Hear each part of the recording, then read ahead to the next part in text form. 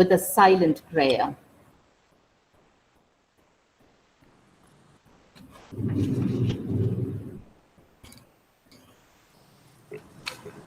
It's destined that we meet again to exchange the novel ideas and new informations.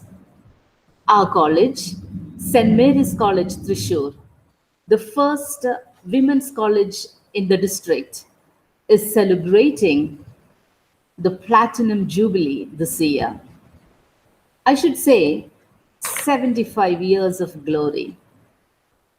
This long journey is to make every woman, or to lead every woman, from darkness to light, from sadness to happiness, and from failures to success. In connection with the retirement of Sister Dr. Rani George, our former principal, an endowment was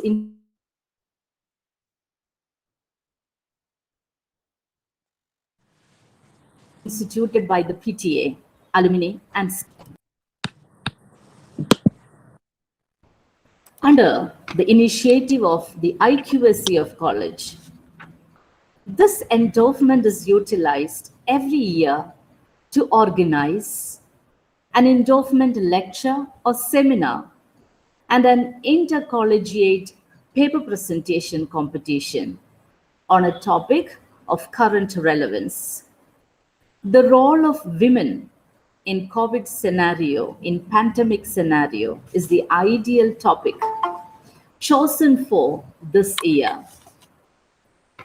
This year, the organizing committee members are Dr. Julie P Lazar, Dr. Dali Dominic, Sister Jesual CMC, Ms. Abhini P K, Dr. Meera CR, Dr. Rakhi Krishna, and myself.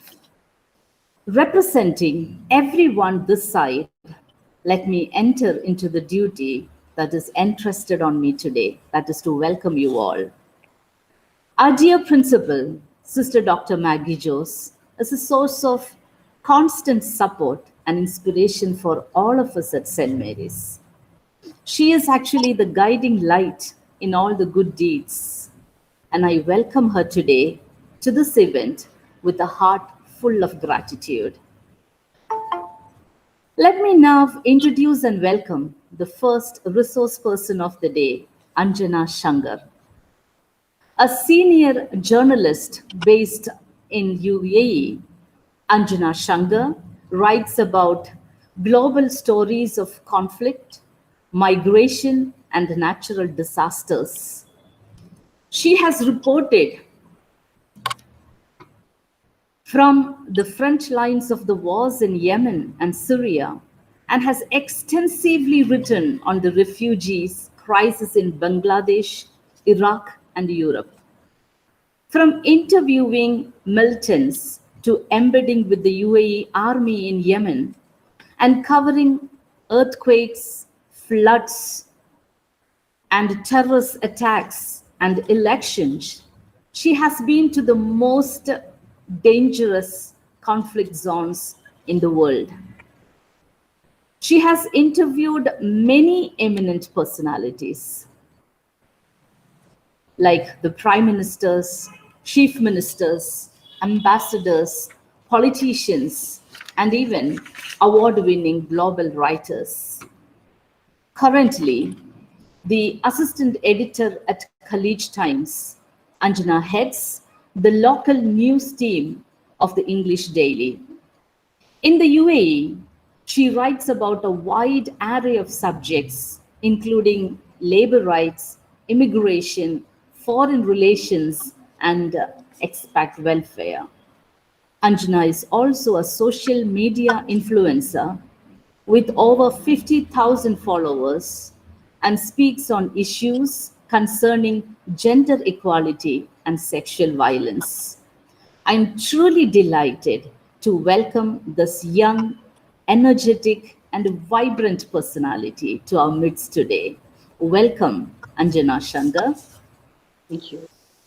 We are also blessed to have yet another sparkling star with us today, that is Dr. M. Nagalakshmi, Associate Professor, Department of English at Wells Institute of Science, Technology and Advanced Studies, Chennai. She was an English language instructor at Technical and Administrative Training Institute, Muscat, Sultanate of Oman.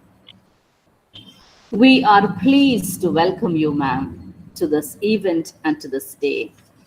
I'm also very happy to welcome the faculty, students, and all the participants from the esteemed institutions to this Endowment National Seminar. Let me also unfold the program of the day.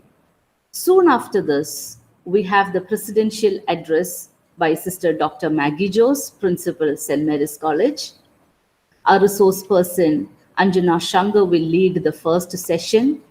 Later, Nagalakshmi ma'am will join us from Chennai to engage the second session. Afterwards, we'll have the live streaming of the prize-winning paper presentations. We have had a great number of participants for the paper presentation competition, and I take this opportunity to congratulate all the participants, and especially the winners. There will be a parallel session for presentation of papers by the faculty. Let me now invite our principal, Sister Dr. Magie Jose, for the presidential address. Once again, welcoming you all to this great event, I conclude. Thank you.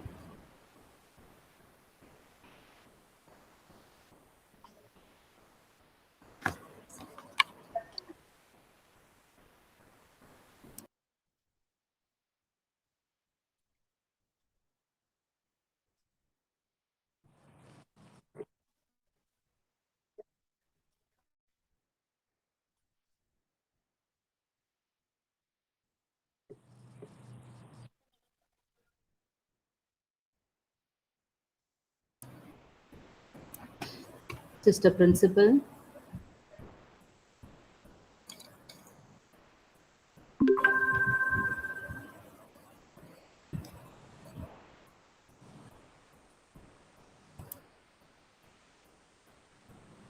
I can hear you, sister.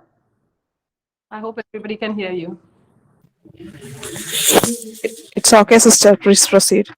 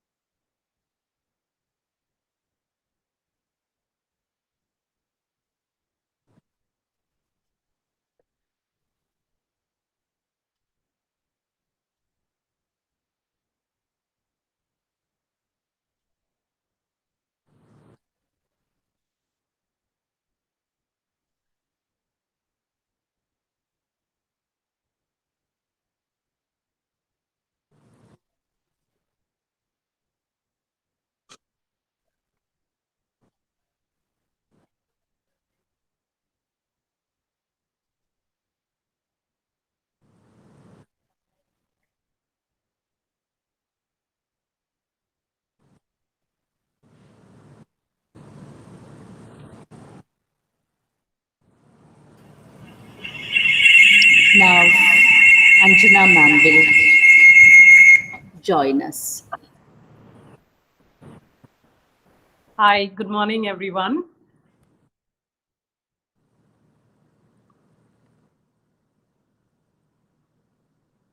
Hi, good morning, everyone. I hope you can all hear me. Good morning, ma'am. Yeah, good morning. Uh, Thank you for this opportunity, this wonderful opportunity for addressing all the teachers, and I can see lots of students who have logged in on the YouTube. So it's a privilege and a pleasure for me to log in, especially far away from miles away from where the St. Mary's College is, a college that I did not study in, but I did study in a sister institution, which is St. Joseph's College, Irinjalakuda. Uh, Respected sister, pleasure to see you online. The new normal where we have to greet each other through a screen. We are all adapting to that. My hello to all the students who have logged in. And it's also for me personally a pleasure to see Bindu Ann after decades. We studied together, we passed out, I think, just with 1 year's difference. So hi Bindu, avoid Anjana ma'am. I am just the old Anjana. So we have had many years of togetherness, joys, happiness. We grew together from, as young women, as young graduates. We grew together in the same college. So it's a pleasure meeting you, a personal pleasure. This special occasion of this endowment session in the name of your principal, Dr. Magie Jose. I'm sorry, Dr. Rani George. I would like to offer my respect and my tribute to great teacher that she is. To begin with, I understand that I may have an hour or so to talk about women and COVID. As Bindu summed up, and as Sister Maggie also said, there can't be a more ideal topic than women and COVID, because this pandemic has turned our lives upside down. It has changed the way we are teaching, we are learning, we are living, we are conducting our social life. It's a sea change, and within our lifespan, this is something which we did not expect till last year. If you all remember, when the 2020 erupted, and we were all super excited about the year, but this was not foreseen. No one expected this, and especially as women, how this pandemic has influenced us, how it has affected us, how it has strengthened us, how it has brought to light some of the systemic problems that women face. So all of that are issues which are very relevant, especially with so many young women who are going to step out to the real world and take on the world in a few years. I understand some of you are graduate students, some of you are postgraduates, all waiting in the wings to step out to the real world. I'm more than happy to talk on this topic. But I would like to say, when I heard this topic, and when I have to, when Bindu said I can talk for an hour and then we can have a small Q&A session. I'm not an academic, so I'm not going to talk or approach this topic from an academically loaded point of view. I would love to have this more or less as a conversation from one woman to another, or from one woman to a group of young women out there, and also some dear teachers who have logged in. So I'm going to talk about a few subjects which I hope would cover some aspects of women and the relevance of women, especially in the context of COVID. I think let's begin with a positive note. Let me just talk a little bit about the contributions of women to the society, to families, to educational institutions during COVID. If at all there were any doubts raised at any point about the efficiency of women, how much she can contribute, how much she can stand shoulder to shoulder to men, I think COVID has proved beyond doubt that whether it is healthcare, whether it is social security, whether it is fighting on the front lines, to fight this global pandemic, women have been on the front lines as much as men are.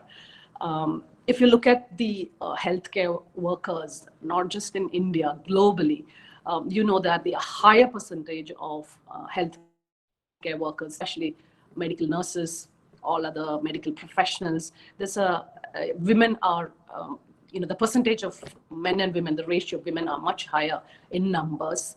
And we have been, like, from day one, since the pandemic started hitting different countries, starting from China to Europe and then to the rest of the countries, we have heard, we have seen, through social media, through news, through television channels, through personal stories, that we know that how female nurses, female doctors have gone above and beyond their call of duty to help patients, to treat them, putting aside their personal safety, sometimes even putting their life on the line. Women healthcare workers have taken this pandemic on and did everything. And I'm sure many people have realized the value and what value women bring to the healthcare systems across the world. Because when this pandemic struck, as we have seen, starting from Italy, Spain, some of the countries which were worst affected when it started in March and April,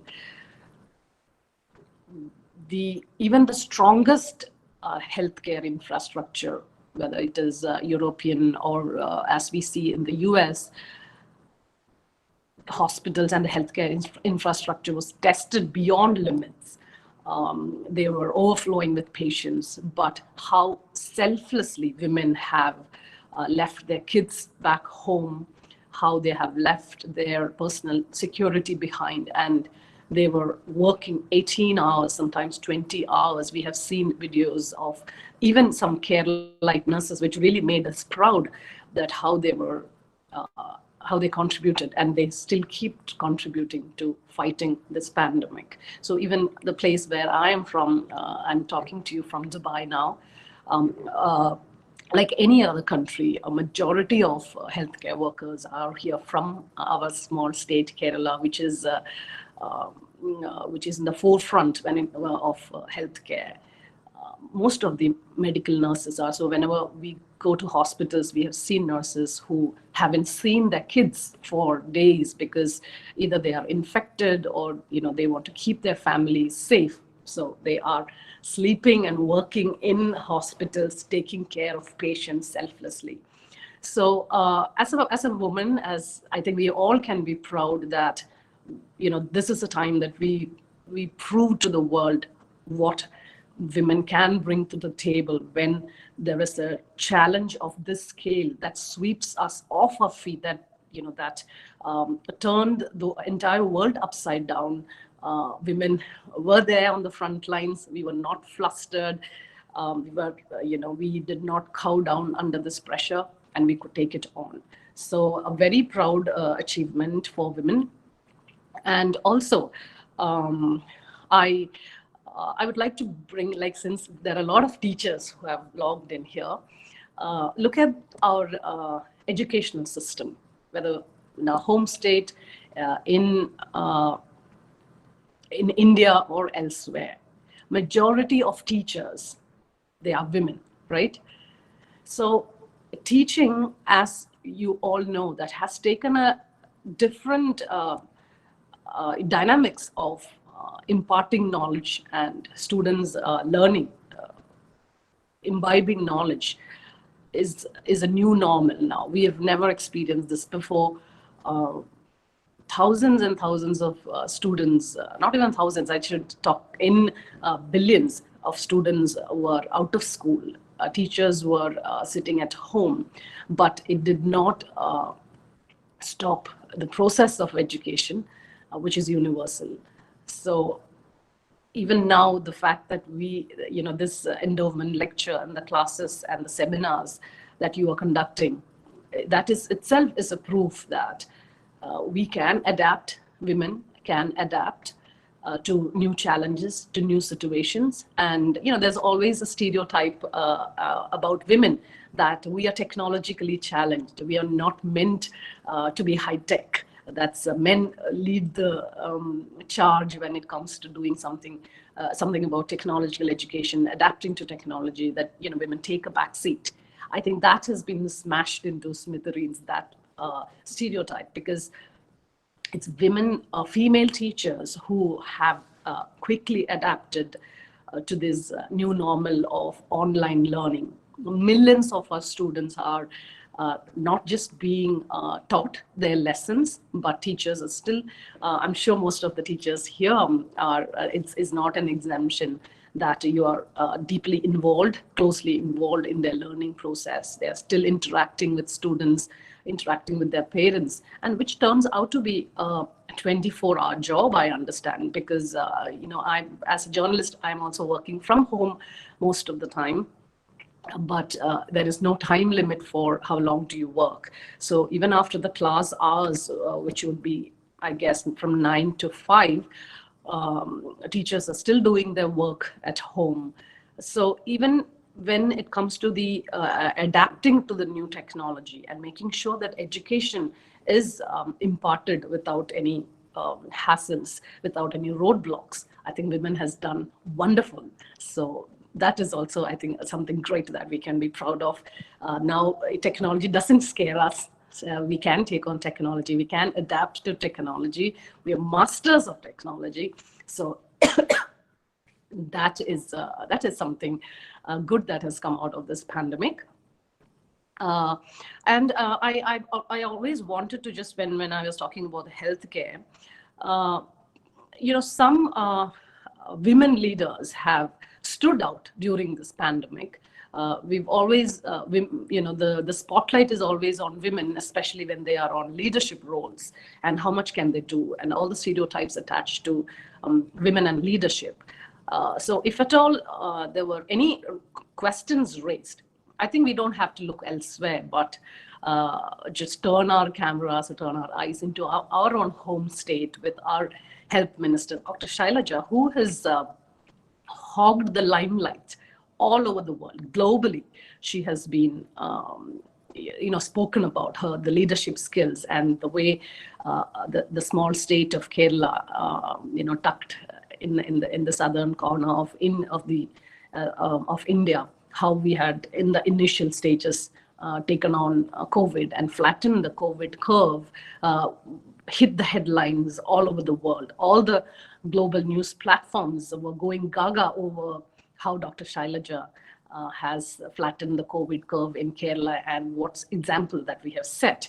So that is again women in leadership role, and not just in Kerala, like in elsewhere, New Zealand and other countries where Germany, where women are leaders. Women have proved that you can seamlessly adapt to challenging situations of any scale. So I think these are some of the great things that we can talk about when we say women and COVID. And at the same time, it's also, if you see how the imparting of information, that is also very crucial in any situation, especially when you have, conflicts, challenges. So during pandemic, journalists like me, female journalists like me, we were always on the front lines reporting on the pandemic and what situations, medically or even financially, all the social issues, we have been reporting on it. Actually, at the start of the coronavirus, I think during the months of March, April, May, when it hit and came to the shows in the UAE and other Gulf countries, I was one of the first journalists who actually spent almost 8 hours inside an ICU COVID ward to understand the impact of coronavirus and how it affects people, how the healthcare system in Dubai is dealing with this crisis. So 8 hours inside a COVID ward, and I could see in close quarters the pressure on healthcare workers, on medical nurses, on doctors, covered in PPEs, from head to toe, and even eating their lunches or having a small coffee break in a small cafeteria, but wearing their PPE because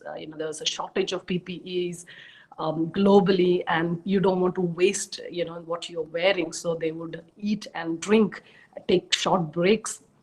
And also, when it comes to taking toilet breaks, it is difficult to put on and take off that apparatus that you're wearing.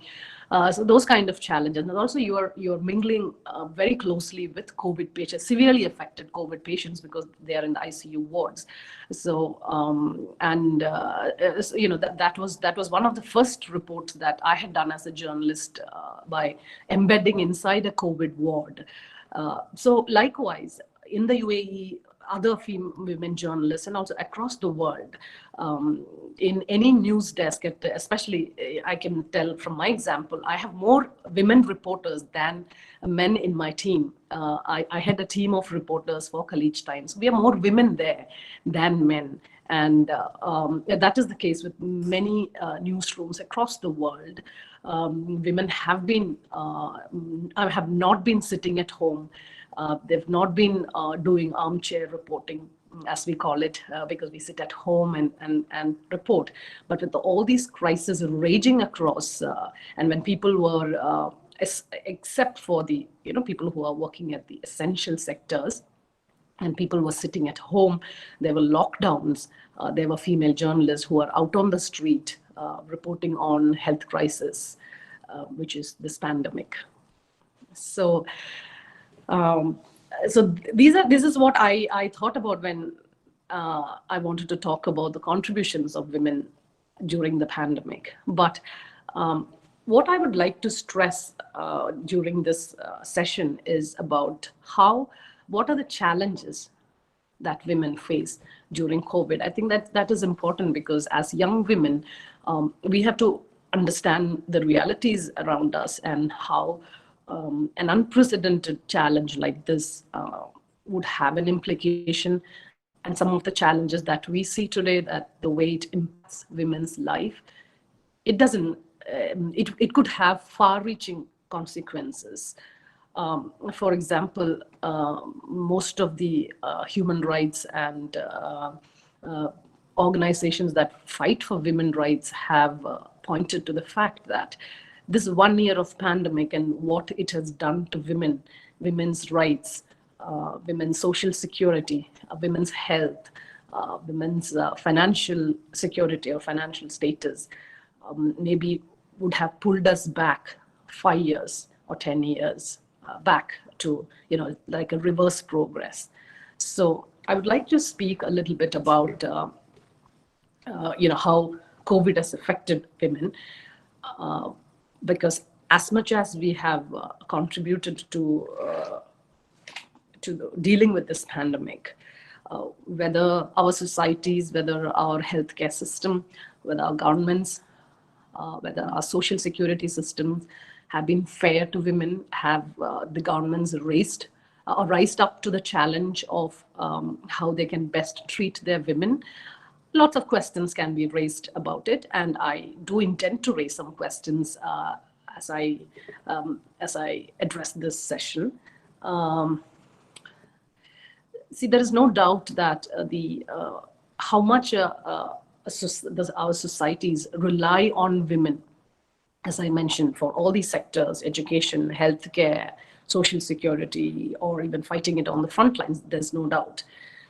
But I think the best way to sum up what impact COVID will have on women is the UN, when talking about the impact of COVID and women, the United Nations said that, the violence or the inequalities that women face is a shadow pandemic, which sums up, because you have a bigger pandemic which you can see, which everybody is talking about, which governments are taking actions on, but there is a shadow pandemic which is darker, and more murkier, where sometimes people don't even recognize what impact it can have on women.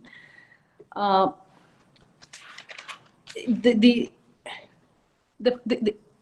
best example that I can use to show what impact the COVID had on women is, I think we should, if you talk about healthcare, it is not a secret. There are data available everywhere in every healthcare system that more men have got affected or infected with COVID than women. If you look at the number of deaths that this coronavirus has caused, more men have died from this pandemic than women. No doubt about that. But the UN Secretary General, when he spoke about, he hit the issue on the nail when he said, we have to make a clear difference between how, when we talk about the number, the infections and how the COVID has infected men and how the COVID has affected women. That is the difference between getting infected and getting affected. So maybe more men got infected of COVID. I'm not a doctor. I wouldn't know why were they more susceptible to the virus, why their bodies were more vulnerable to the virus than women. Maybe I think we should rest our case and say that we are stronger. But how COVID has affected women is definitely something we should look deeper into.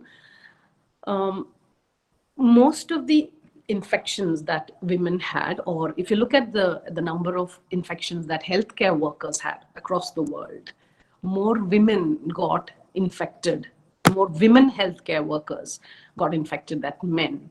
That's because women have been on the front lines. There are more medical nurses who are women than men. There are more female doctors than men who are treating in the COVID wards.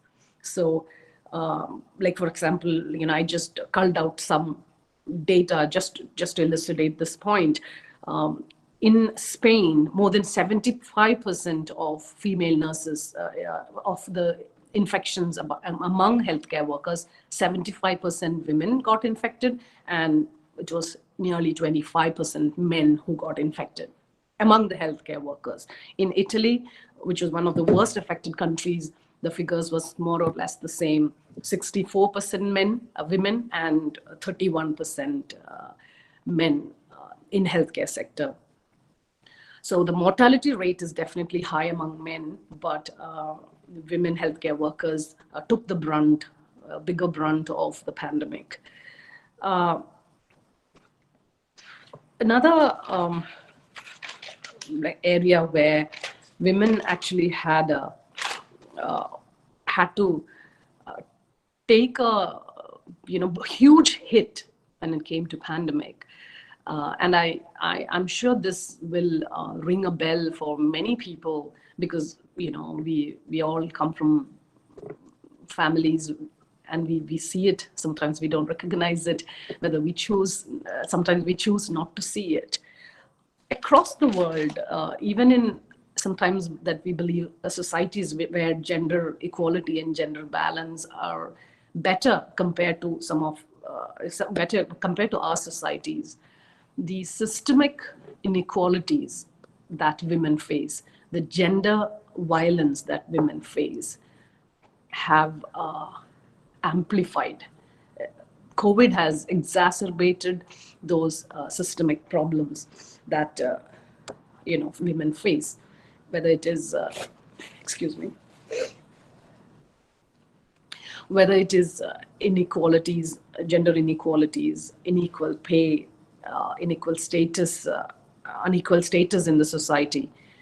COVID has met an unfair deal to women. I'm more than talking about violence against women, which is a huge social security problem that women face anywhere in the world. It hasn't come as a surprise that in the past year, when most of the countries were under lockdown, when men were not going to work, or even working women were home, children who were going to school from 9 to 5 or whatever the timings are, when they are sitting at home, who took the big part of the burden of of this change, of this new normal?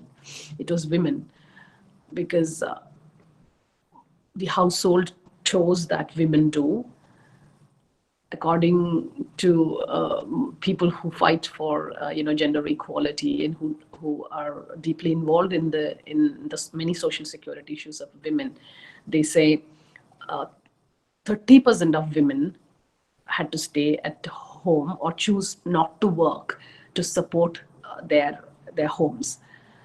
So at any given point, more women gave up their career, more women gave up their jobs to be at home during the pandemic. And also, those who are working from home, I think it is a reality, or it's something that every one of us can relate to. When pandemic made our life outside miserable, I think for women, the lockdown has had it was a double whammy for women, because the movement restrictions and the fact that you don't have social securities available had caused a bigger challenge for women. Data in India culled by various state departments and NGOs, and when we say women, I'm not limiting women to Kerala or India or a particular geographical area, because what the problems are endemic. The problems are universal for women. So domestic violence is one of the biggest challenges that women have faced, or are still facing as we talk, during the pandemic, because of 24-hour lockdowns or very strict curfews that many countries had adopted. Women were at home, so abuses that they had to endure, maybe only in the evenings after their husbands or their male partners came back after work and took out when they had to endure it, that turned into like protecting themselves, protecting their body, protecting their kids from violence, became a 24-hour job for women, because the abusive partners that they've had, whether it's abusive fathers or husbands or boyfriends, they were home 24 hours. So, and your mobility is limited, you cannot go out. So a lot of women have been, or more women have been, victims of domestic violence during this pandemic than at any other time that we have seen in the near past. But where do you go and women go and seek help? That is what has hit women hard, because in societies, in rural communities, in urban societies, there are small social security systems, where there are small social support groups that women could approach, or a lot of women, domestic abuse violence victims, were counting on. But because of the lockdown, all of that stopped, and that inflicted immense or unbelievable amounts of both physical and mental trauma on women and children. And I think, talking about the household chores that women had to take on, I think I just have to take an example maybe of a teacher who's coming from an average family in India. I'm sure most of you can relate to it. What are your working hours? If I ask a teacher who is doing online classes, she does not have a specific working hours, because she works around the clock. She does her professional commitments through online classes, online meetings, and other duties that she has to do from home, but which has become a huge burden for women to take on, because she could not just focus on her work. When you're home, if you have 3 children or if you have 2 children who are doing online classes, and if you have a husband who is sitting at home and doing his work, I've heard horror stories from even women that we know personally. I'm sure you also know, and if you look closely, the frustrations and the abuses that they've had to face, because you start your day from 5 or 6 a.m. To make sure that the breakfast is ready, and then you rush into your kids are fed, your husband, who's a grown-up able-bodied man, he's fed, and then the woman comes and sits down in front of her laptop to be ready to start her day's work. And a lot of women that I know have complained that usually you get a half an hour or an hour's lunch break, which itself sometimes just takes over because of the workload that you have to. So even if you have a half an hour lunch break, that women used to enjoy, with other female colleagues or with other colleagues sitting and having a relaxed chat, turned out to be a major crisis in the afternoon at homes, because your kids have to be fed on time, and then you have to take on your family responsibilities, which as a social structure that we have, as an unfair social structure that we have, most of that burden is pinned on women. So this 1 hour or 1.5 hours that they get off from their laptop, they are storming into the kitchen, and they have to rustle up a meal to make sure that everyone in the family is fed. And then she comes back to work. At 5 o'clock, at 6 o'clock, when she is ready, when she can finally log off from her laptop and log off from her work, in between, she would have gotten out at 3 times to take care of the kids, to attend to the kids' online learning, teaching. And attending to kids is also an emotionally draining exercise. It's not it's not just about how much time you spent with them. To be able to be a mother, to emotionally cater to your kids of different age groups, and then to do all your domestic chores, to be the best wife. So I think that has impacted women's professional life a lot. Most women have spoken about it. If you look at social media channels and discussions on many news platforms, had luckily focused on this issue of how the endemic inequalities in our system, how the patriarchy in some of our societies, this pandemic, how it brought to light, it basically exacerbated those issues for women. I'm sure, because we are all from the same state, it would not have missed your attention, because it has become a talking point about this recent movie about the Great Indian Kitchen. I think it came out at the right time when you were talking about the inequalities and the drudgery in the kitchen that women have to, single-handedly take on. I think, as you all know, that movie brought to light, or it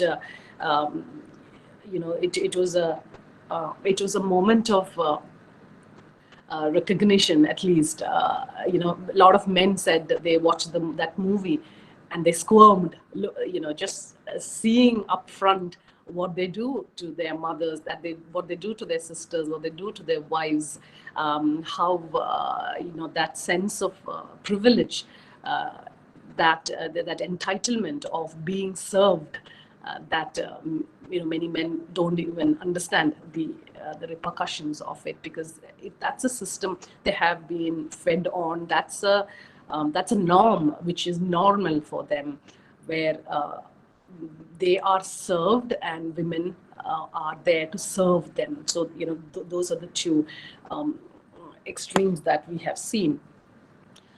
What I would like to, when we talk about domestic violence, when we talk about sexual abuses, when we talk about, these gender inequalities, um, I would like to take this opportunity to, because I see a lot of young women here. I think the conversations of gender equality for women, how COVID has impacted women, because it doesn't stop with the end of this pandemic, right? Um, the systemic inequalities, gender inequalities perpetuated through generations is not going to go away, um, or is not going to disappear or change with the end of this pandemic. This pandemic has only amplified these problems, and I think it would, we as women would be doing ourselves a huge favor if on the onset we are willing to acknowledge that these inequalities do exist. And why I say this is, sometimes it is shocking to see, when you see the what transpires on our social media, because all of us, our lives are closely intertwined to social media, like that. It's more like an extension of our life. So if what you see on social media today is definitely a reflection of what we are, what our society is. So looking at gender equality, the issue of gender equality from that perspective, it is shocking. Sometimes I feel distressed when I see how young, well-educated women who come from privileged backgrounds or even otherwise make such anti-women remarks about if there is a discussion, if there is someone raises her voice against gender inequalities in the society. I think that's the saddest part of women's fight against these inequalities. So my request to all of you as young women here is, I think unless we as women understand where the realities of where we stand and what are the problems that women face, unless we embrace it, unless we recognize it, unless we are willing to acknowledge that these endemic differences and inequalities are there, then that has to be a starting point. And I really hope at least this generation of women who will who's going to take these narratives, these conversations of looking at any scenarios, whether this is COVID or tomorrow there could be some other challenges, on how to put the spotlight on women, how any solutions that whether it's a small community, whether it's a family, whether it is at a bigger level, even at the state governments, you have to put your women at the center of your problem solving mechanism. Otherwise, whether if you want to issue the address the social security issues, if you want to address the economic situations, whether you want to address the healthcare issues, you have to put women on the center of these narratives. So, what I like a small piece of advice, if I could call it, is I think we as women should have the eyes and the ears and the mindset to understand other women, to have give a sympathetic ear to their problems. And I think one of the biggest mistakes that women do, intentionally or otherwise, is sometimes we tend to see social problems from a small restricted window of your personal window. It is like, if I have to draw an example, it is like me who comes from a middle class family in Kerala.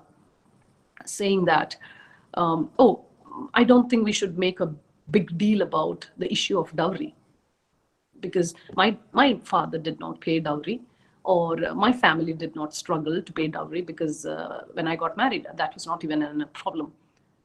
Good for me and good for my family that they did not have to. But it will be callous, if not stupid, on my part as a woman who has any kind of social commitment to brush the issue of uh,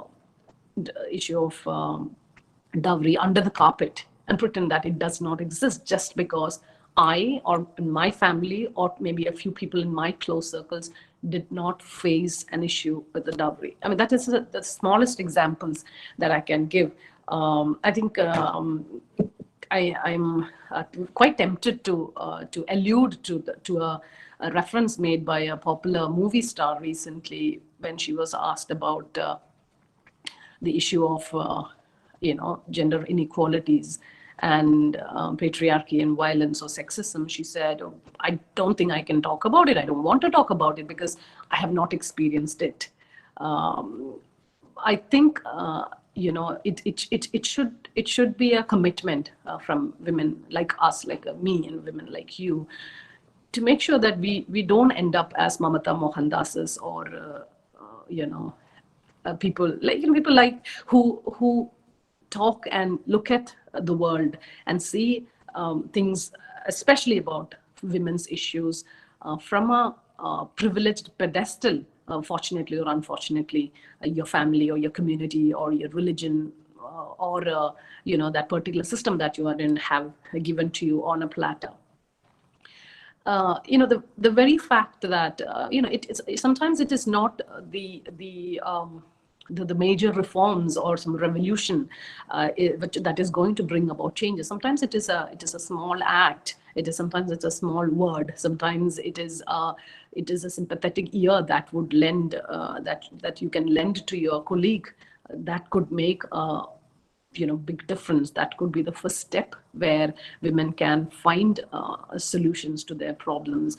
It is like the domestic violence or the gender violence. At some point, all of us have faced, right? Whether you are traveling, whether it's your workplace, whether it is in public places. I doubt whether there are any women who haven't faced some form of violence, or trespassing, people trespassing into your privacy, trespassing into your body without your permission, which has happened. And we, the same women, when we talk about issues of marital rape, when we talk about issues of domestic violence, if you look at the, when someone raises an issue about it on social media, if there are 20 vituperative comments about it, if there are 10 men who have made those comments, there are equally 10 women who have made such anti-women, such sexist comments to begin with, which is I think is disastrous when we are having conversations about gender equality, when we are having conversations about how a situation like COVID or any challenge impact women. I think the very fact that a reputed college like St. Mary's College have chosen this topic, that because COVID, it is a healthcare crisis, right? It's a health crisis. It is a virus. A virus doesn't differentiate between men and women. So why are we talking about COVID and women? Because women belong to a vulnerable section of the society. When you say women and children belong to a vulnerable section of the society. And it is not just in COVID. To speak from my experience, I have seen some of the most challenging humanitarian crisis across the world during my travel as a journalist, whether it is in refugee camps in Iraq, or the war zones of Yemen or Syria. A war doesn't make a difference. Missiles and bombs, they don't make a difference between men and women. But can we pretend, or can societies, governments, communities pretend that men and women face these challenges on an equal platform? I think that, that's like we are just turning a blind eye to what exactly is happening in our society, because that is how our societies are designed. That is how, some of our social structure it has been since decades and centuries. So if there is a war, there are more women are more at a vulnerable position. There has to be solutions. There has to be government policies with women at the center, because more women are raped during any crisis. I have personally interviewed a lot of women, especially even young girls as young as 12, 13, 14, who were gang raped by the Myanmar army during the Rohingya refugee crisis. I was there on the ground when hundreds and thousands of Rohingya refugees were crossing from Myanmar into Bangladesh through a small, through a stretch of water. So they had endured these long journey, whether it's through water or land or through mountains, to cross into safety. So if you look at what has happened to men, men have been maimed. They were definitely victims of violence, but women have been victims of sexual violence, sexual captivity. You have to think about, when there is a conflict situation like that, women who are menstruating, women who are pregnant, women who are breastfeeding. So if we don't make policies with women at your center, you're not making any progress to address that situation.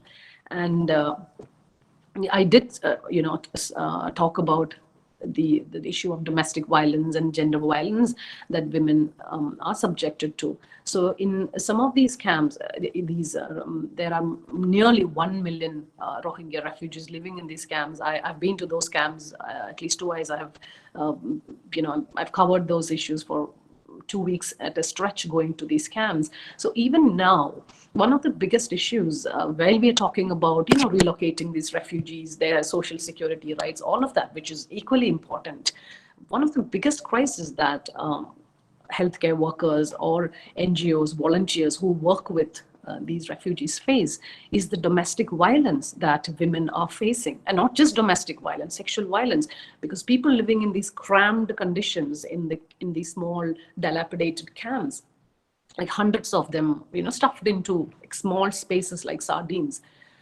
Women cannot go to the toilet at night, even during daytime. If they are not accompanied by a male member, they're being attacked by other men. There are serious instances of violence that have happened. That is just an example that what has happened in Bangladesh. Why I'm citing this example is, maybe the challenges are that the crisis is different. There was no COVID at that time. It was an issue of violence back home, and they had to flee their homeland. But women were definitely at the center of, or they were at the receiving end of sexual abuses and the other, healthcare issues, which is very particular to women. Or whether it was in Syria or Yemen, some of these worst conflict zones in the world, where for years, big wars are it's a protracted conflict going on since years. Maybe, living in India, we are a bit cut off from those realities because we have our own domestic issues there. But as a journalist who are based in the in UAE, based in the Middle East, these are some of the issues that we deal with on a daily basis, or at least as a journalist who covers these war zones. Child brides. Most of the refugee camps, we had some of the biggest issues, or in these war zones, were how fathers or parents were forced to sell their young daughters into whether it is sex trade or into marriages where men would come scouting for young women or young girls as young as 8 or 9 or 10 into marriages, into the so-called marriages.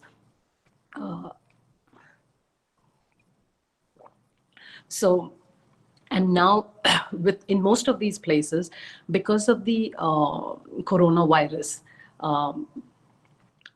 all of these problems that existed doubled or tripled because of the financial insecurities that families are facing, lack of aid because of the lockdowns across the world. The air transportation was grounded to a halt, so the aid is not available in most of these camps. Most of these victims of a war or conflict who escaped from their homeland and who are living in these refugee camps, they do menial jobs. They are employed on they are not in the main employment sector. They do daily wages, but with the lockdown, with the economic activities grounding to a halt, again their incomes are hard hit. Which Where do we see the direct impact of it on women? Because men take out their frustrations on women. Women are sold into slavery. Women are sold into sexual slavery. Young girls, as I said, more young girls are being trafficked across borders, especially since the start of coronavirus, because of the economic impact of the COVID. So whichever way you look at, whether it is coronavirus or conflict or war or any other challenges, women are definitely more vulnerable to it. If you look at the impact or that women, or the burden that women had to take on their health,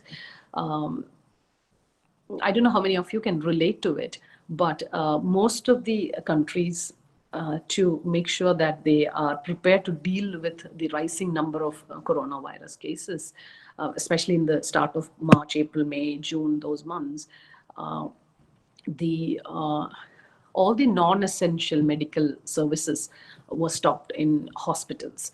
There were no elective surgeries because they wanted to keep the beds open, and they wanted to keep the doctors available and medical nurses available for attending to the coronavirus patients, which was the first priority, which should be.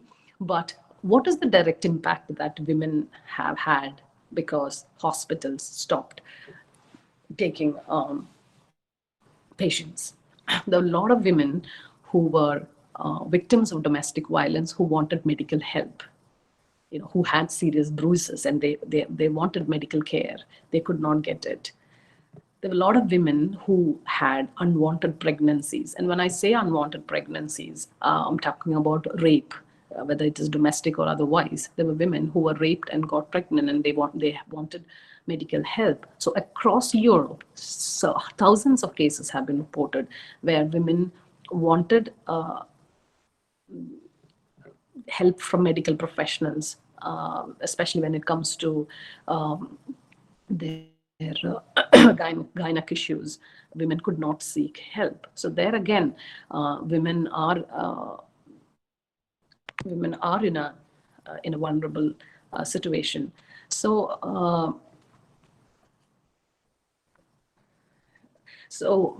when we talk about addressing these issues, because when we talk about women and COVID, as I said, all the pre-existing problems, whether it is at home, at workplace, out in a society, in a community, or at the bigger level, women had to take the bigger burden on themselves. Women had to take the brunt of this new normal in hospitals or in schools or at home.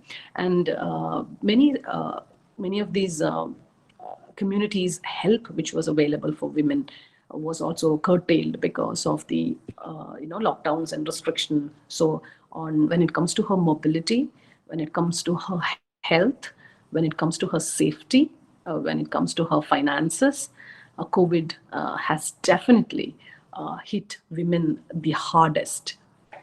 And unless we understand how the impact of coronavirus on women, unless we deeply understand it, we cannot start addressing those problems, acknowledging those problems, understanding those problems, and having policies at government levels or at community levels, social levels, having these policies to address these problems. Many local governments or community organizations have called on state governments to address the issue of protecting their women during COVID and how it is important to do that. Or if we, when we don't do that, that you're failing your family, you're failing your society, and you're failing your country at a bigger level.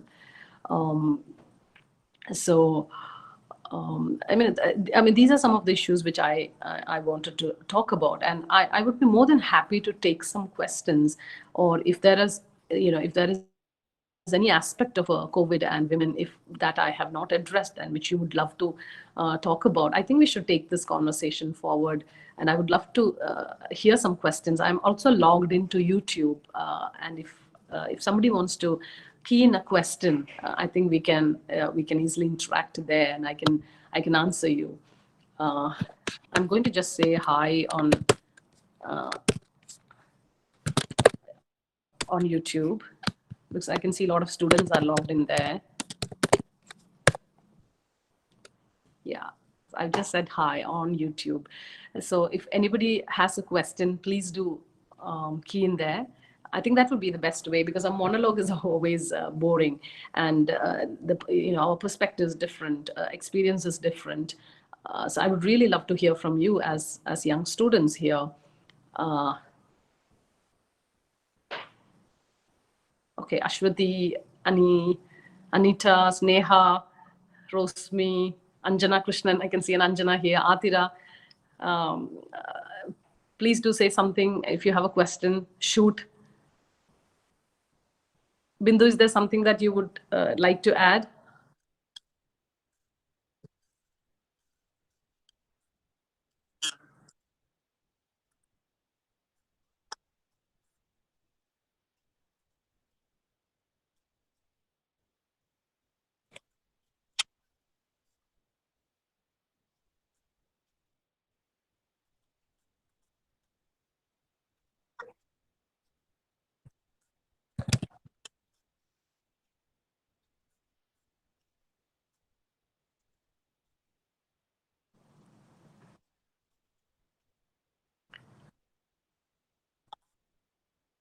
Okay,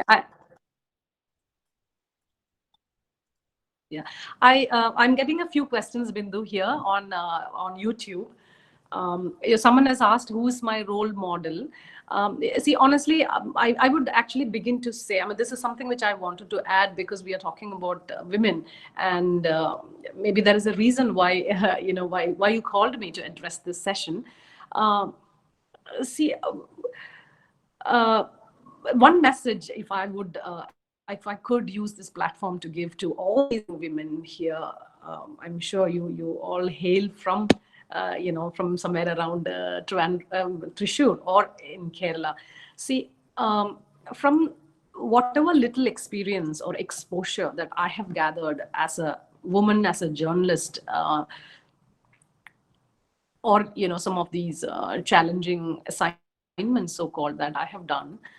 See, one thing I have understood, that's a self-realization, and which I would love to tell you is, see, in no way I am an extraordinary person, or somebody who comes from an extraordinary background.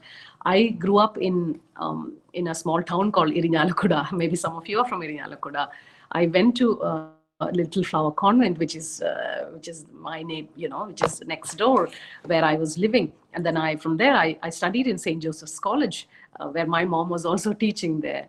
And from there, I came to the Dubai, or to the Gulf, as most Malayalis do. So, you don't require anything extraordinary to believe in yourself and to do your best in whichever profession you take. I think all we need as women is a realization of who we are and what our strength is, because somewhere we always hear this conversation about, or we are fed on this conversation about what we cannot do, what are our challenges. If we talk about, oh, I want to go and study study abroad, or if I want to go and take up a job which is a bit far off from where your hometown is, or or you want to take a decision on yourself. I think when I grew up, or what even now I see, is we constantly hear roadblocks. We constantly hear about what are the difficulties to do in doing that, and why you shouldn't do that. You will not hear a lot of voices, supportive voices, which will tell you why you should do it. I think it is important for us as young women to surround ourselves with friends and with people who will tell you why you should do it, not why you should not do it. I mean, as long as what you're doing is sensible and is not self-destructive, or is not trampling on somebody else's happiness and rights. But I think women, again, as I said, in COVID, we have proved time and again in various situations that we are capable of making decisions. We are naturally born as jugglers, right? We can multitask. We are a better multitasker than 10 men put together. We are naturally born multitaskers. We are naturally born as problem solvers. And even if you look at that chaos that a mother handles in the kitchen with their kids, with a demanding husband, how would a woman do that if she's not a leader? How would she do that if she's not a problem solver? How will a woman do that if she's not a good decision maker and a good leader? So she's all of that. But the only problem is we grow up thinking, doubting our capabilities. We grew up hearing and listening to how women is not so great at doing it. And I think one thing that as literature students, I'm sure there are a lot of literature students here, people who are dealing with language as your major, or if it is whether you're history students or if you're dealing with any of these subjects, I think there is a responsibility, especially for women, because we have to drive this change, to understand that language is a powerful tool, and language is also a reflection of our society. It's a reflection of what we think and how we process our thoughts and who we are. Language is a giveaway. So if we look at the language, especially the English language that we use and that we read every day, it is so deeply sexist. And I think I would love to see young women from St. Mary's or St. Joseph's, or so many colleges, literature students, to take gender linguistic as a specialty. And because a lot of people have started talking about it, how it is important to use the right language. Now, there are conversations happening about why we should use, why is it important for us to use a neutral pronoun of they rather than he or she. We may think that it's not important, but that is how, this deeply entrenched sexism or patriarchy or inequalities that women have been trying to address since generations. Women have been trying to fight. But that is where we have to understand that these are the small changes that you make would make a lot of difference, either in your lifespan or in your opening doors for the next generation.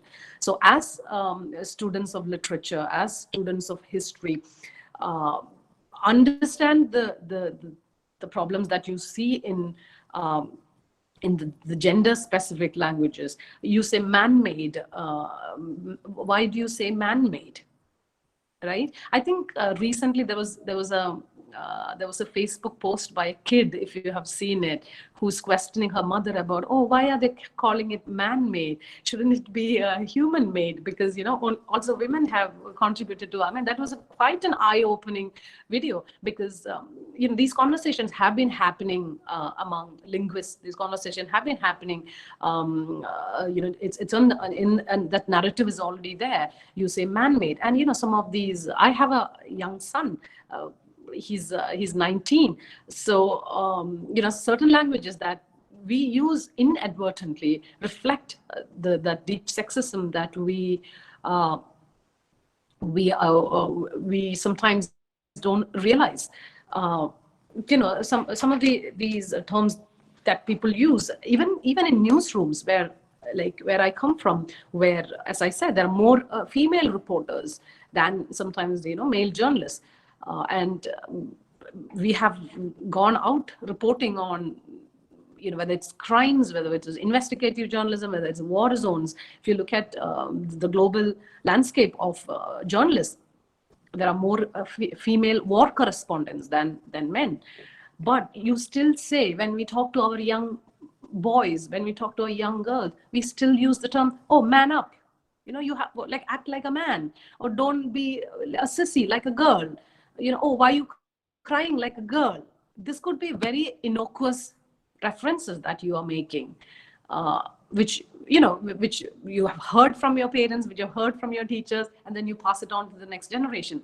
But what are we doing by using those terms, by using those languages? You are deeply entrenching or cementing the deeply entrenched inequalities that portray women as weak and men as strong, right? You say, do you have the balls to do it? Like, a lot of people ask these questions when we discuss things. They say, oh, do you have the balls to do that? Oh, he had the ball to take on, or talk to the manager, or to do something bold.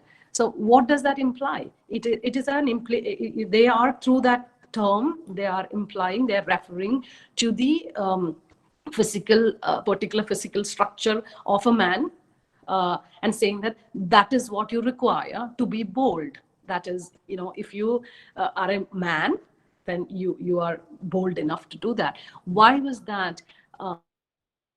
When these terms were coined, if you look a little deeper, when I will come to that question definitely. Bismi, I will answer your question. Thank you. Why did these terms come up? Is it that they did not see women being strong? Because that is the system that have fed on people who wrote dictionaries, people who wrote grammar, who made the fundamentals of who are they? They are all men.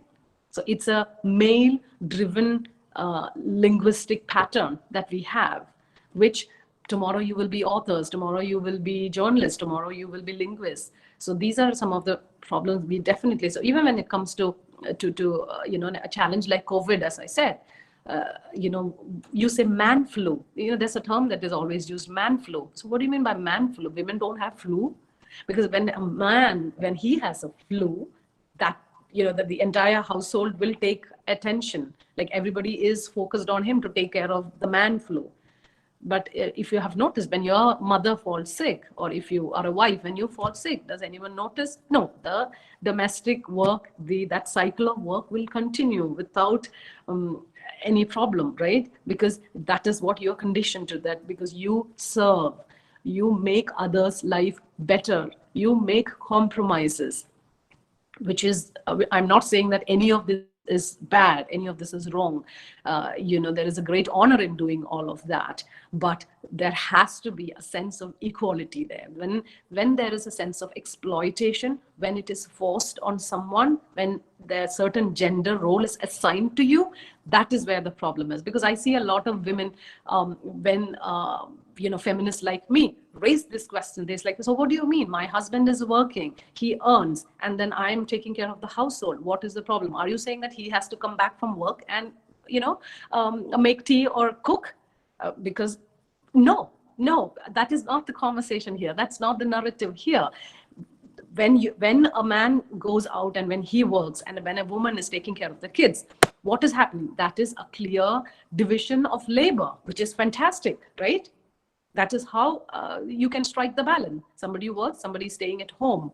But the problem arises when you are dividing labor, and one section of that labor is appreciated, is people recognize it, you're given respect for that, you're given an income or an earning for that. And on the other side of the division of the labor, what women do, when she's not given the respect for that choice she has made, when she does not have any form of financial security, that job doesn't pay her, that job doesn't give her the financial security, and the job puts her at an inferior position where the person who does this job feels that he is superior than the other one. That is where the problem needs to be addressed. Okay, so I just want to go back to this crucial question that Bismi has asked, like how can abusers, not abusers, I think what she meant is people who are abused can be helped in this situation, or how to reduce the situation. I think it is not an easy, there is no easy solution for domestic abuse, because unlike any other form of abuse that happens on the public space, where people can see, people can understand, people will take notice when there is a form of abuse. At home, you're being abused inside four walls, and you are being abused in a space where you should be the safest, right? When you're out in a public bus, at a public space, or after a difficult day of toil, where do you want to come back and then relax and let your guards down? Is at your home.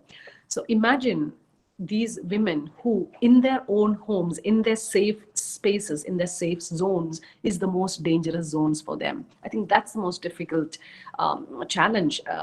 I think for the first challenge is for many women to understand when there is abuse, to understand abuse is abuse, and not use terms, and also like colleagues, like friends, like sisters or mothers, where when we know that when a woman is telling you, if one of your friends or colleagues or a neighbor is telling you that, it could be a shocking revelation for you that maybe her husband is abusing her, or maybe her uncle is abusing her, or when those kinds of, there is generally a spontaneous response from women saying that, oh my God, I don't think he can ever do that, because I know that man, I always see him at my workplace, or he's such a gentleman. These kind of dismissing attitude or statements from one woman to another, I think that has to change essentially as a first step. When a woman is telling you that she is a victim of abuse, listen carefully and tell her that there are ways she can get out. And I'm not talking about that maybe not every woman has the financial or the social security to walk out of an abusive marriage, but the courage to stand up to the abuse, the courage to seek help, is what I think we have to begin the conversation with. But not as parents, as aunts, as teachers, as counselors, saying that, oh, but he is still a nice husband, he takes care of your kids, right? He still buys good stuff and take care of the family, or he's very kind to the maybe whatever religious institution that he belongs to, he's a very pious person. And don't try to condone the acts of domestic violence, whether it's big or small, because we constantly hear these narratives within families, within friend circles, and because you as a woman, when you tell that to another woman, you are telling her, you're normalizing that abuse for her.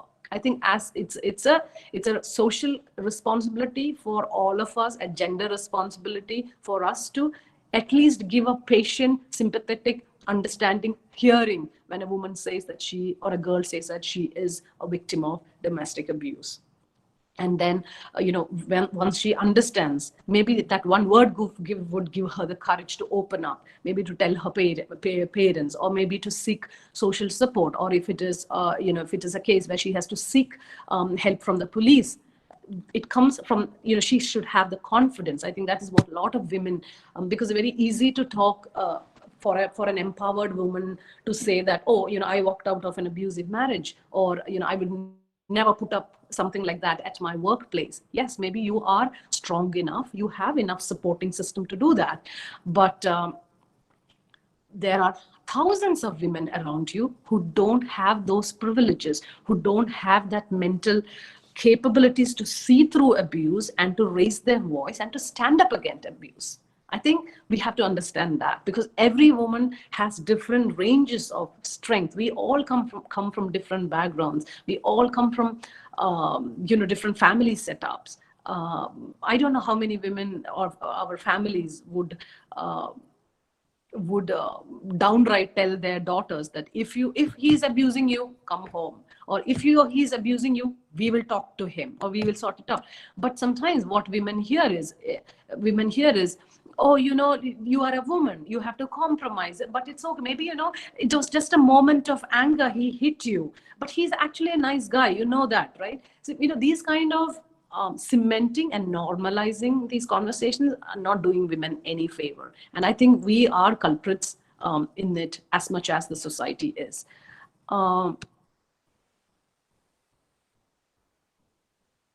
Yeah, that you are right, Durga. I think,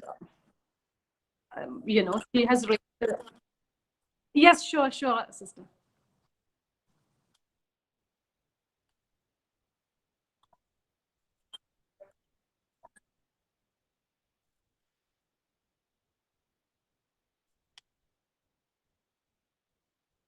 Yes.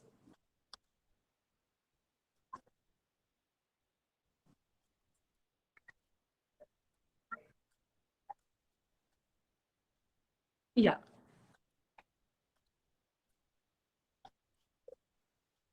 Yes. Sense of shame. Yeah.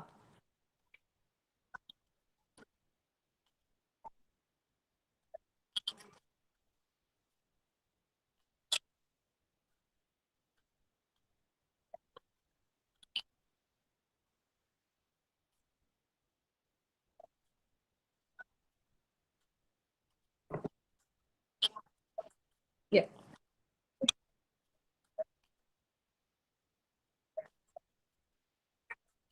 Yeah. Yeah.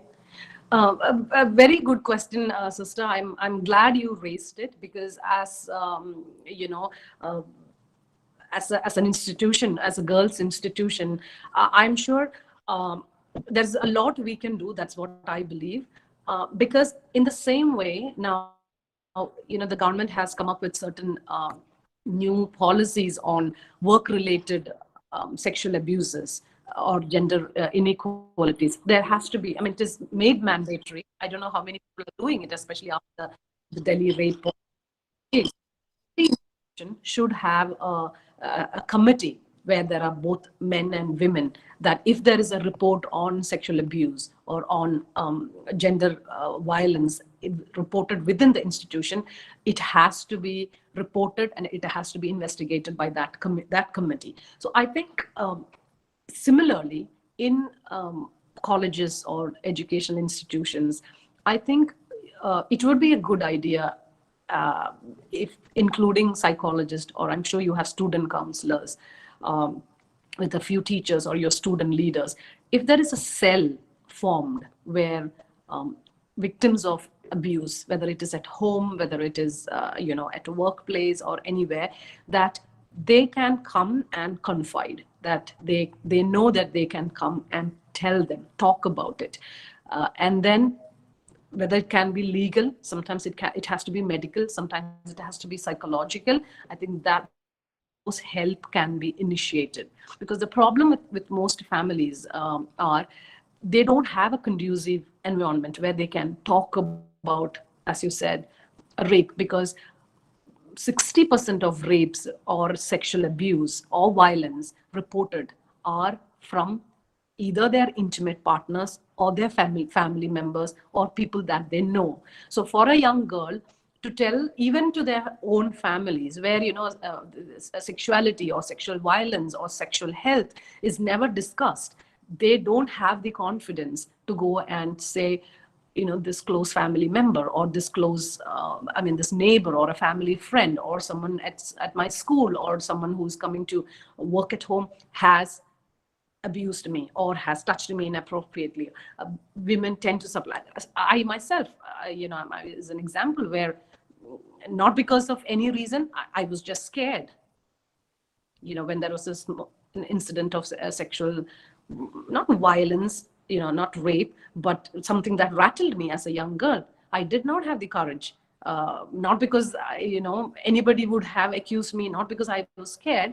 I did not know what to do with it. I thought it's something which I shouldn't talk about. because I was just scared of upsetting that,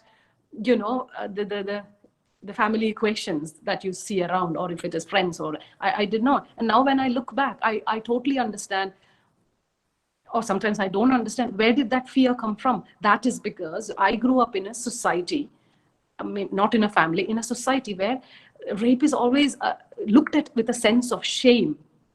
Even among a small group of women, all the hush, hush, hush, hush happening about rape. Who is at the center of the narrative? It's not about the perpetrator of the crime. We are more interested to talk about the victim, right? We are more interested to talk about, to see whether we can character assassinate her. We are more interested to see, oh, she always wears revealing clothes, or she always goes out a little late in the evening, or she's even otherwise a bit flirtatious with men. This is what even women say. So we are surrounded with these conversations. So there is the first spontaneous response for a lot of women is to suppress, is because they fear, oh, did I do anything wrong? Will I be accused of anything? Will people talk about my character? Will I be put at the center of this narrative than the perpetrator? The shame is on women. But I think it is also heartening to see that slowly, very slowly, painfully slow the process is, though, that there is a change in the narrative about women being destroyed, or their life being over because they are raped, or they are especially some of like I would say, I'm using these names because we relate to these people. See, when there was an incident of sexual violence and rape against the popular movie star Bhavna, I think in my that age span that I have lived in, that's the first time I have seen a rape victim coming out in the public, well dressed, with makeup on her face. She has gone to her work, to do a film shoot 10 days after the rape. And after that, we've seen pictures of her getting engaged. We have seen pictures of her as a happy, natural, normal woman. How many times have I seen it as a young woman? I have never, because we always seen, heard stories about a woman who got raped or of a sexual abuse. You don't talk. You don't come out in public. Even if you see in public, you don't smile. You have to show, you have to prove that your life is destroyed. You are not, happiness is not your right anymore, right? Even the movies you have seen, that, that is the narrative, because these are all written by men, conceived by men, directed by men, and then, women just act those roles. So I think as educational institutions, to have these narratives, and I would love to see someday that we will have a syllabus, or we will have a textbook on gender equality, which will be divided, which will start from grade 1 onwards, where, because that sense of equality between gender, that we are born equal, but with certain different roles that men and women have to play, whether as a mother or as a father or as a provider or not. Other than that, we are all born equal. So I think that sense of gender equality, making young women aware when there is inequality, and address and acknowledging, if even if you don't have the courage to fight against inequality, acknowledge inequality rather than justify it when you see inequality around. And as the question that you asked, I think in classrooms, in your support groups, in your I'm sure you have different extracurricular activities where conversations about women's safety, women's gender equality, sexual violence, how women can address it, that should be a priority. And I think I hope, I wish St. Mary's College will definitely take the lead in forming maybe cells where women can, with if they whenever, because the confidentiality is definitely a challenge for many women. So maybe they want the confidentiality, they want to remain anonymous, but still to come and confide in a teacher or on a counselor, or in that group of cell, which can act as a support group and to help them, whether it is legally or financially or psychologically, to deal with these abuses and challenges. I think that will be okay. Okay. Yeah. Thank you. Thanks again, Anjana. I'm sure Yeah. you could inspire our students and teachers in a way that's most comfortable for us. You could feel their pulse, maybe because with our meeting this day, I think you are taken back to our good old days. Thank you so much again. Our Yeah. It's The yeah. event I think we are kind continues, of and the other time wise. resource person is here with us. Thanks again, Okay. Yeah. Anjana Shankar. Yeah. Thank you so much, everyone. Thank you for your questions. Thank you for listening. Thank you for giving We me are this lucky to opportunity. have yet another successful woman with us today, Dr. M. Nagalakshmi. She's already joined us here. She's an associate professor, Department of English at Wells Institute of Science, Technology and Advanced Studies, Chennai. She worked as an English language instructor at Technical and Administrative Training Institute, Muscat. Her PhD thesis is on the topic effectiveness of communicative approach in improving the communication skills of the adult learners of English in the Technical and Administrative Training Institute of Higher Education in Oman. She is well known as an accomplished lecturer, dedicated scholar, and IELTS trainer. She has around 10 publications in international and Scopus Index journals and a lot of international paper presentations. With utmost respect and appreciation, I welcome Nagalakshmi ma'am to this event. Welcome, madam.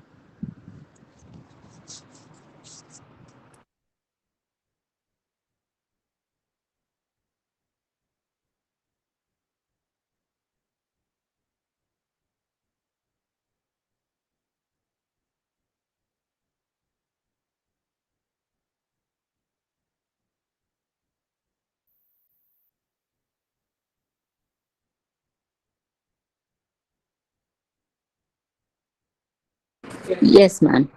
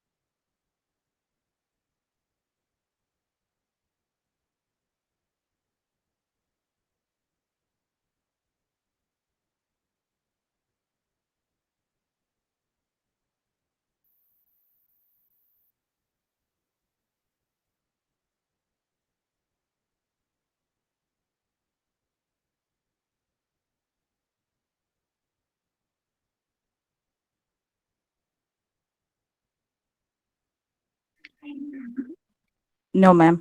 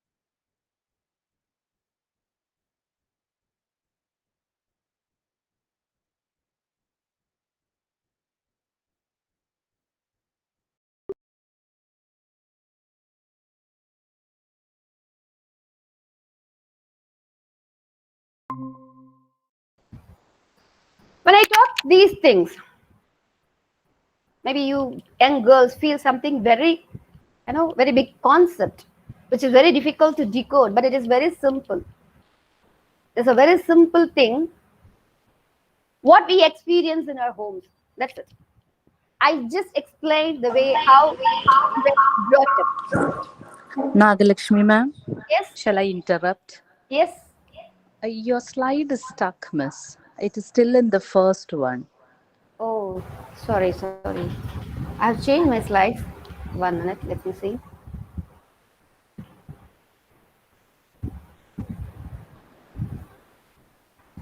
What is the problem?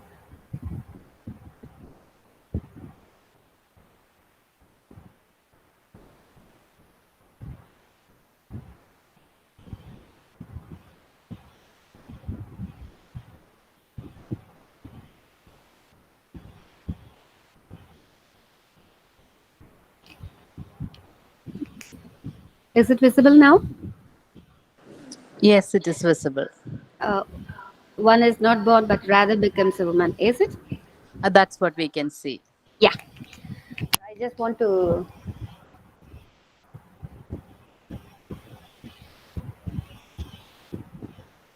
Is it visible now?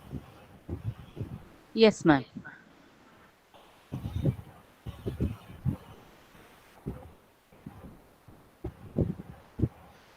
Yeah. Shall I continue? Yes, please. Thank you.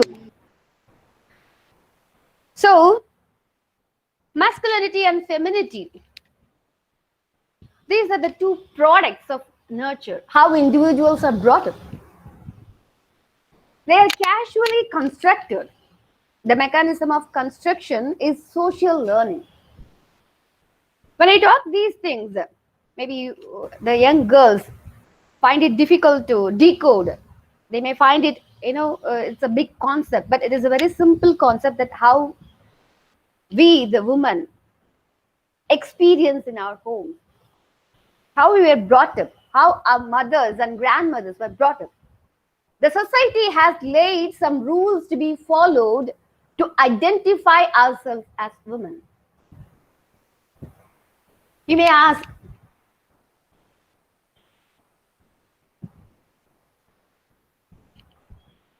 where are these rules were written? It's a very simple thing. It's written in our genes. Because we were insisted generation after generation these things. So ultimately, all the rules were written in our genes.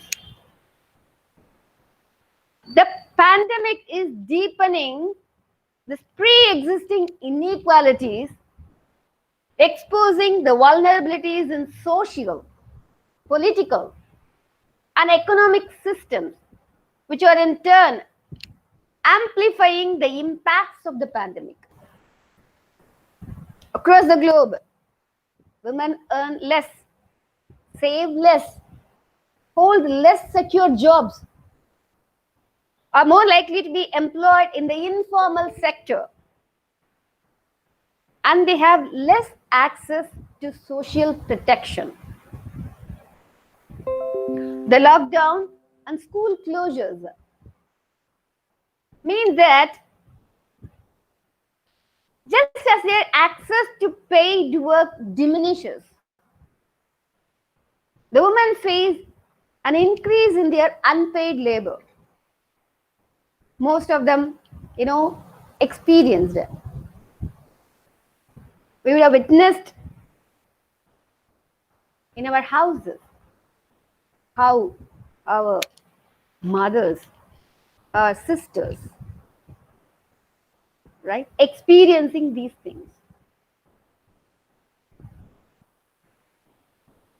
Domestic duties, things like child care, preparing food for the extra people, the youngsters who would normally be at school, and looking after sick family members because of COVID. These responsibilities fall disproportionately on women. Here we remember the other feminist, Kate Millett, who takes gender differences to have essentially cultural rather than biological basis that result from differential treatment. For her, gender is the sum total of the parents, the peers, and the culture's notion of what is appropriate to each gender by way of temperament, character, interest, status, worth, gesture, and expression. It is something, a sum total altogether. Feminine and masculine gender norms, however, are problematic in the gendered behavior, conveniently fits with and reinforces women's subordination, so that women are socialized into subordinate social roles, so that they learn to be passive, ignorant, docile, and emotional helpmeets for men. Since these roles are simply learned, we can create more equal societies by unlearning social roles.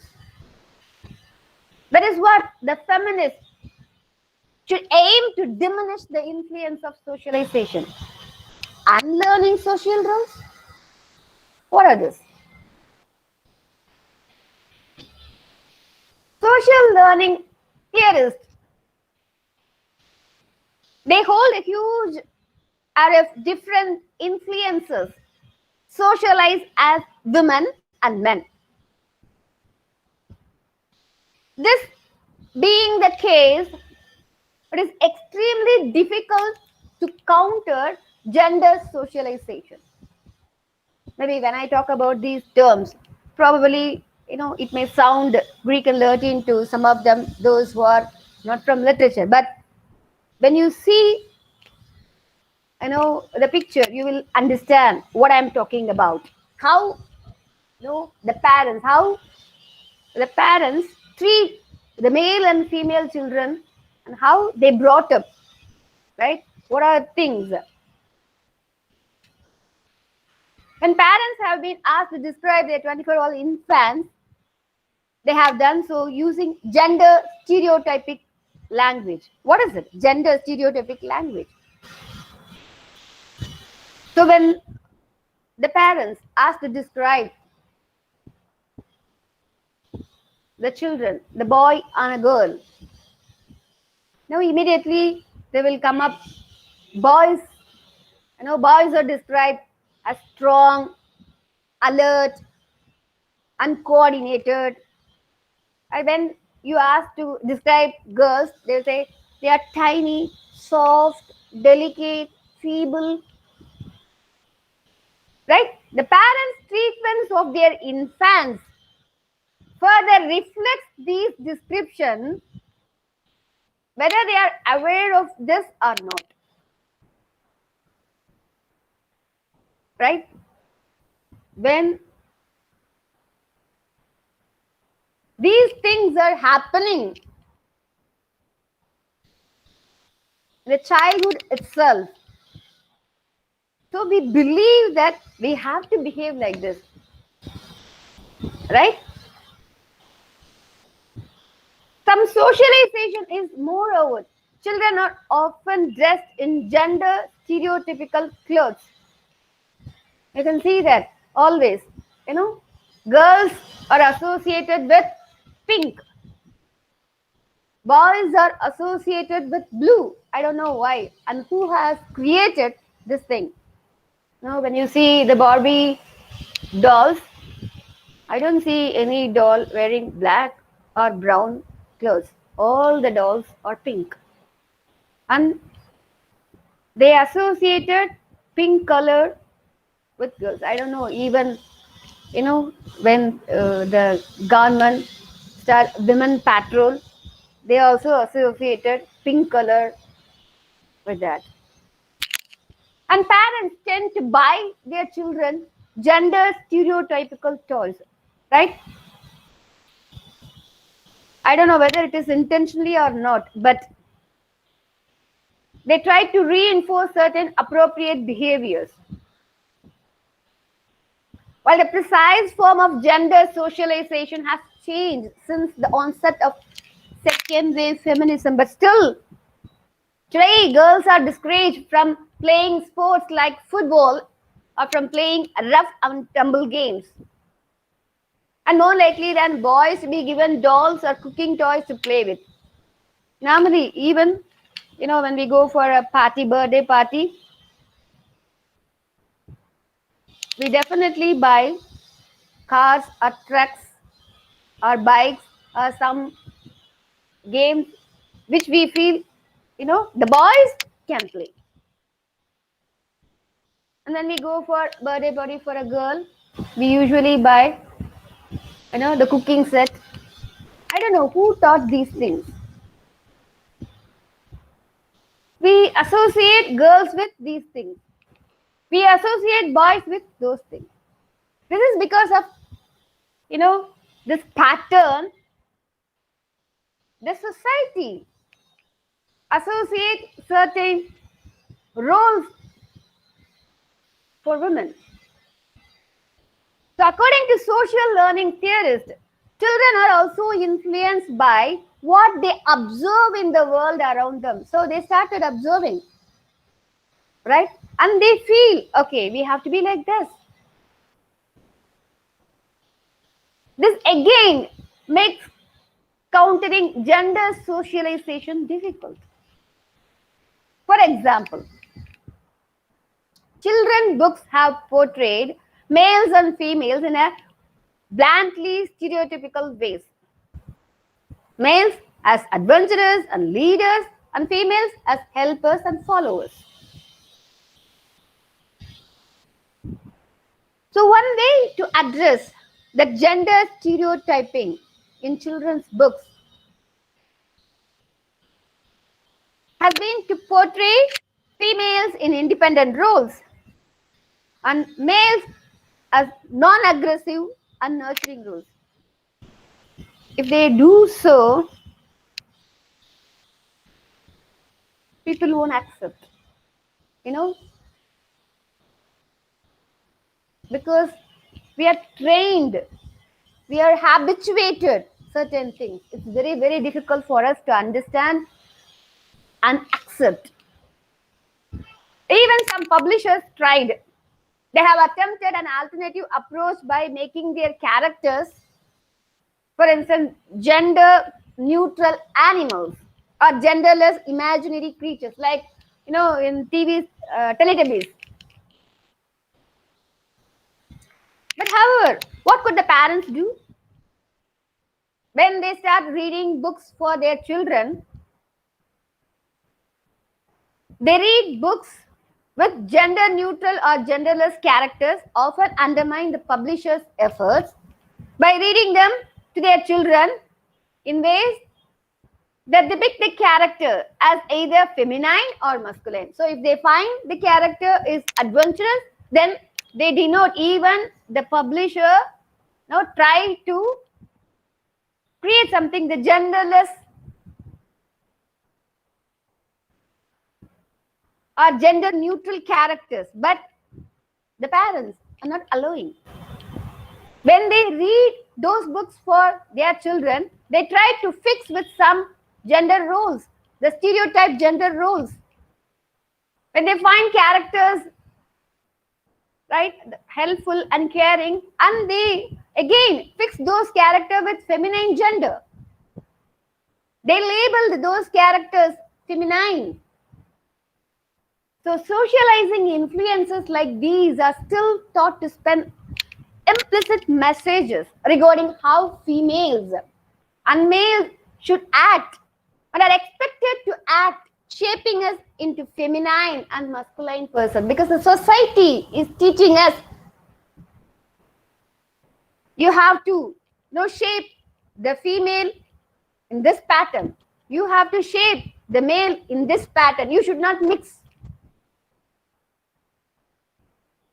So unlearning these social rules definitely can bring societal change.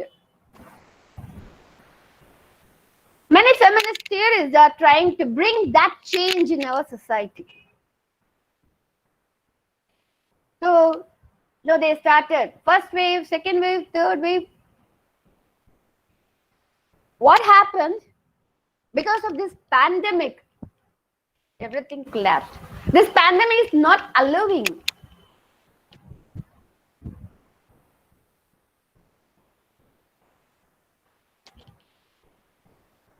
This pandemic has hit those among us who are the most vulnerable. Domestic workers, health workers, daily wages, and many of those are women. Women who have to take care of homes and jobs and children without so much as an expectation of getting help. Help means here from men. If that sounds bad, it doesn't end here. Under all of this, there has been one serious blind spot, that is the increasing reports of domestic violent cases in households.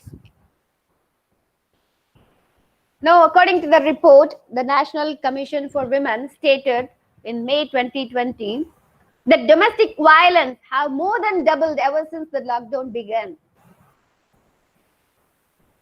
And this, when even before the COVID-19 pandemic, domestic violence was a serious concern in India. In fact, 1 in 3 women in India suffer sexual and physical violence at home. So imagine this, a situation where there are already women living in abusive households and who now in the lockdown are being forced to live 24 hours in a day under the same roof as their abusers. That is exactly what is happening right now.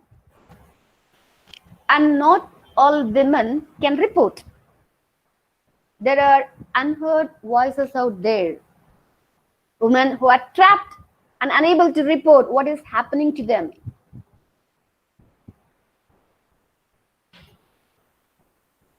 This is violence. Hope this is not new. Now we all might have watched this movie. Even I'm a Tamilian. I understand Malayalam because I spent few years in Gulf, right? So here we would have witnessed, how women in different segments of society are facing increased vulnerabilities and experience physical and mental assault. Women who are already at risk due to the work they do are further marginalized, accused of perpetrating the virus spread. There is also a lack in engagement with women's issues in different sectors where patriarchy is the norm. It is a patriarchal society, right? And historically, traditionally, these responsibilities, the household responsibilities have fallen on the shoulders of women in the home. As I mentioned earlier, disproportionately, women do more of the work in the home than men.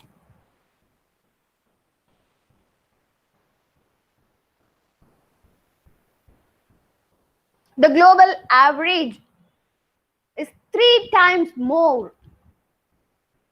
But that varies geographically and country by country. The other feminist, Nancy Chodro, holds that gender is a matter of having feminine and masculine personalities that develop in early infancy as responses to prevalent parenting practices. That is what we mentioned the other theorist, feminist, Kate Millett. So, in particular, gendered personalities develop because women tend to be the primary caretakers of small children. So, who mold, the characters, the traits of female and male? Obviously, women. So she holds that because mothers or other prominent females now tend to care of infant male and female, the psychic development differs. Because when you see the mother-daughter relationship differs from mother-son relationship. Because mothers are more likely to identify with their daughters than their sons. And we have many proverbs. I don't know proverbs in Malayalam, but we say in Tamil, Taya pola pilla nula pola sela. We actually, identify the mother-daughter relationship. Right? It is different from mother-son relationship. This unconsciously prompts the mother to encourage her son to psychologically individuate himself from her. Right? So when she treats her son, he develops, thoughts that he is different from her. I'm not talking about the biological thing. I'm talking about the psychological thing. So, she allows him, prompting him to develop well-defined and rigid ego boundaries.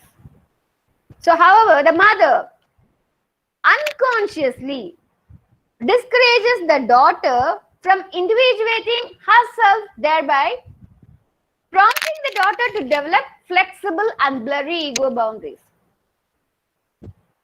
Right? So the mother is not allowing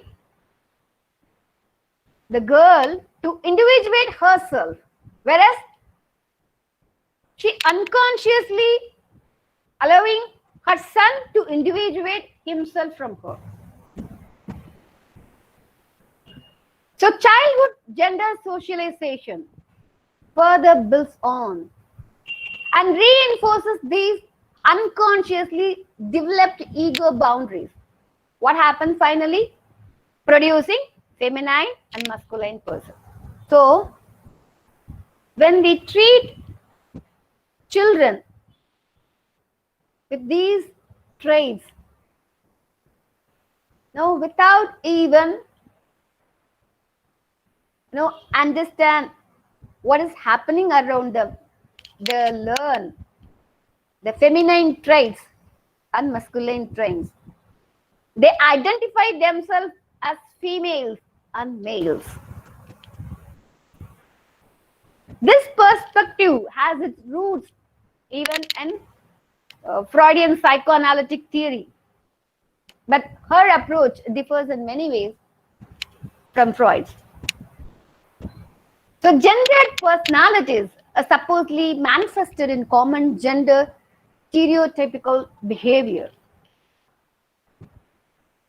Take emotional dependency. When we see that, we obviously say that women are stereotypically more emotionally dependent upon others around them,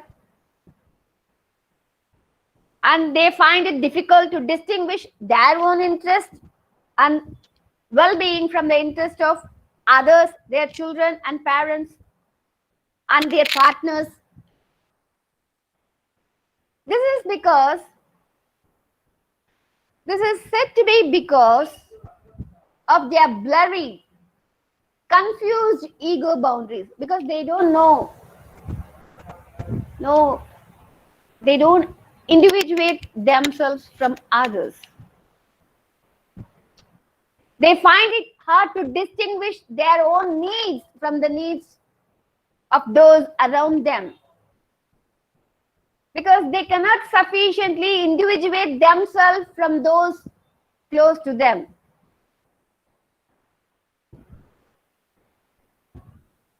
By contrast, men are stereotypically emotionally detached, preferring a career where dispassionate and distanced thinking and virtues. How do these traits come from? Where do these traits come from? These traits are said to result from men's well-defined ego boundaries that enable them to prioritize their own needs and interests, sometimes at the expense of others' needs and interests. These things, the mother insisted so Nancy Charter thinks that these gender differences should and can be changed. Feminine and masculine personalities, play a crucial role in women's oppression, since they make females overtly attentive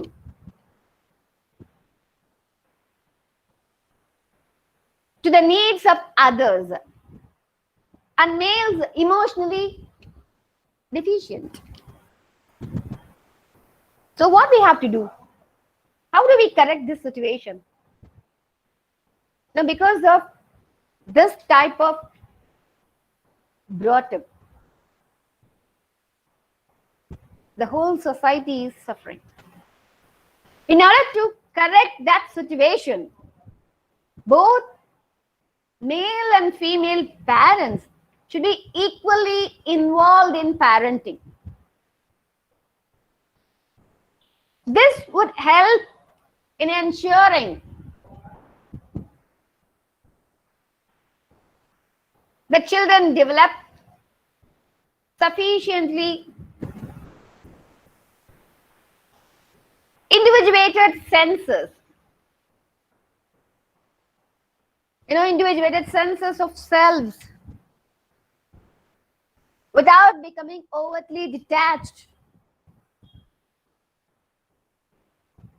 which in turn helps to eradicate the common gender stereotypical behaviors. So when both the parents involved in parenting, obviously, the traits of both of them mixed.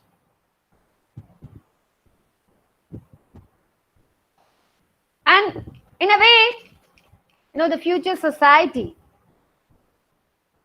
can eradicate the common gender stereotypical behaviors. So young girls, you have to keep these things in your mind, because you are the future mothers, right? So when you nurture your child, you involve your spouse also in parenting. Don't teach the common traits which are prescribed by the patriarchal society. When you change this thing,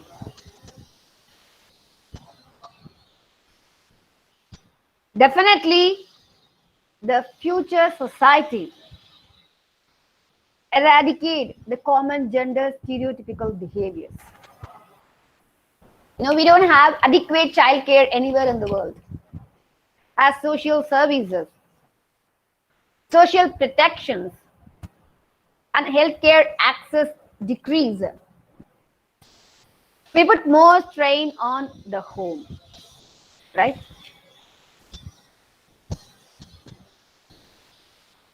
And I think that's becoming really visible at the moment with this crisis. So what we have to do? We need to be thinking about how we rebuild in a way that's more equitable, right? And that will also ensure that we are more resilient to future shocks. So any conversation that we are having with regards to building back better the society, the economic balance, we really need to place the care economy at the center of our economic models. What we do for that, how to rebuild all those things. You know, the feminists fight for more than 6-7 decades and try to eradicate many things and bring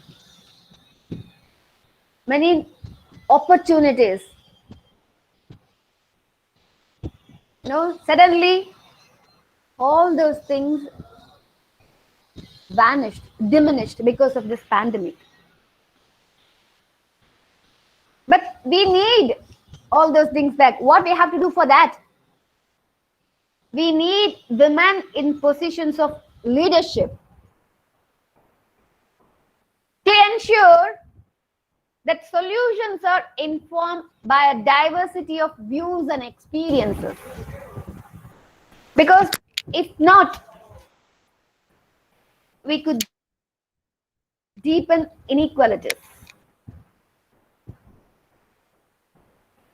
One example of that is the discussion about how we reopen countries that have been on lockdown. How do we sequence businesses and schools?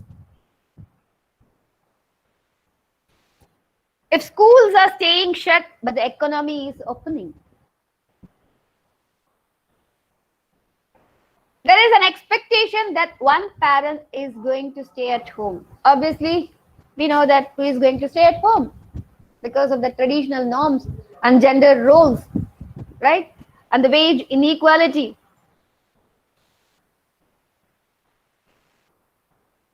Obviously, we know that it ends up being the woman who stays at home. And so we potentially risk taking ourselves backward in terms of women's, labor force participation and equality because of this pandemic. Again, so answering these questions, now how could we shape the future?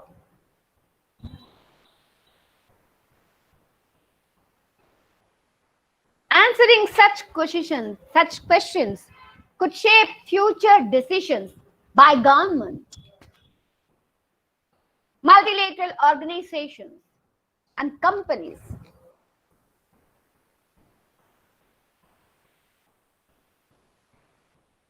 But our scenarios show that there may not be enough time to ponder these issues because, we have to act immediately. And we know that procrastination is a losing game. When we say that tomorrow never ever comes. The time for action is now. What is good for greater gender equality is also good for the economy and social well-being of the society as a whole. The COVID-19 pandemic puts that into stark relief and raises some critically important choices. Act now to remove barriers to greater female participation and a bigger role in society, and reap the economic and social benefits which will reduce the domestic violence against women.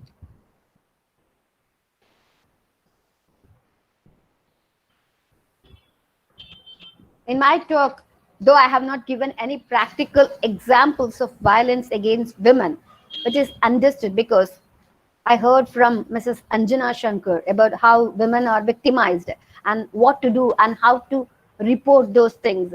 You know, uh, the steps she narrated everything in detail. So I don't want to, give any practical example to stretch this talk.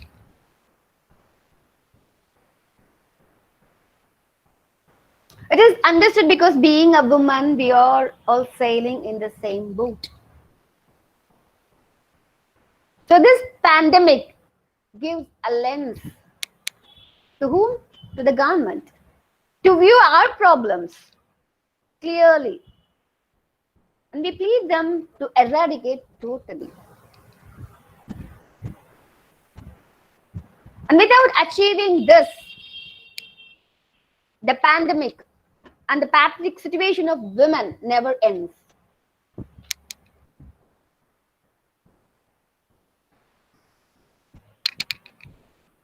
As I started my talk with the words of Sadhguru,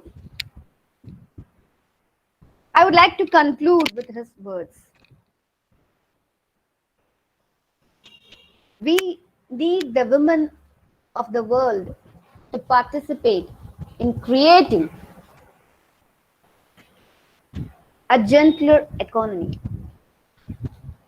Only in a balance between the masculine and the feminine can there be a holistic world. Thank you all for giving this wonderful opportunity.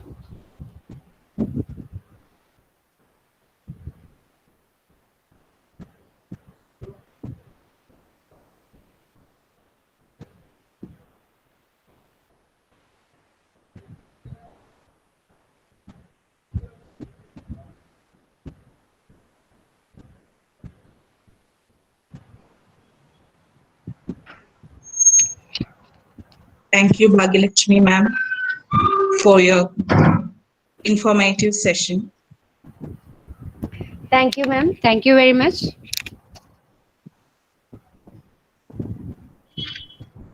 Now it's time for questions. Yeah. If the students or teachers have any queries, please raise. Students can chat in YouTube chat box. Teachers can either use the chat box or you can voice out your queries. Thank you.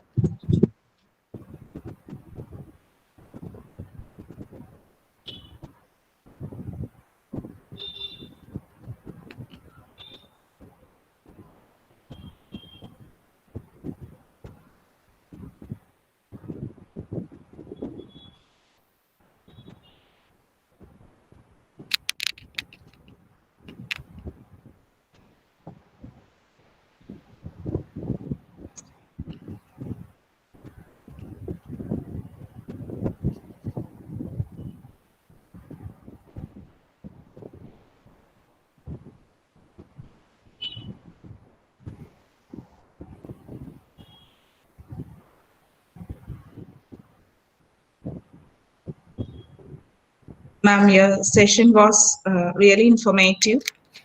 Thank you, I would ma'am. ask one question. Can I ask one question? Yes, ma'am.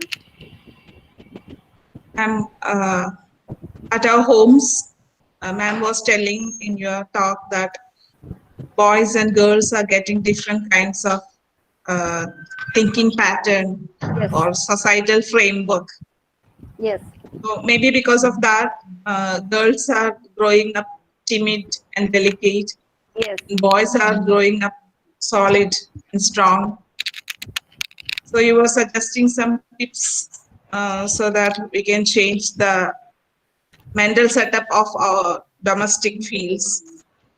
Ma'am, I'm asking that whether our society will accept a bold lady and or timid boy, maybe the mixture or maybe the correct proportions of boldness and timidness may be needed for both boys and girls. Yes. So sometimes we have seen our students or our friends, sometimes they get a wrong interpretation of boldness, and they will be showing some over boldness or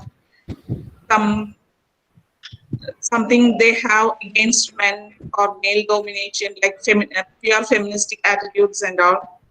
So can you just suggest how, as students or teachers or members of the society, we can mingle or we can proportionate this feministic attitudes, or how we can react or proact in the society, the problems of the society, like male dominations and other problems.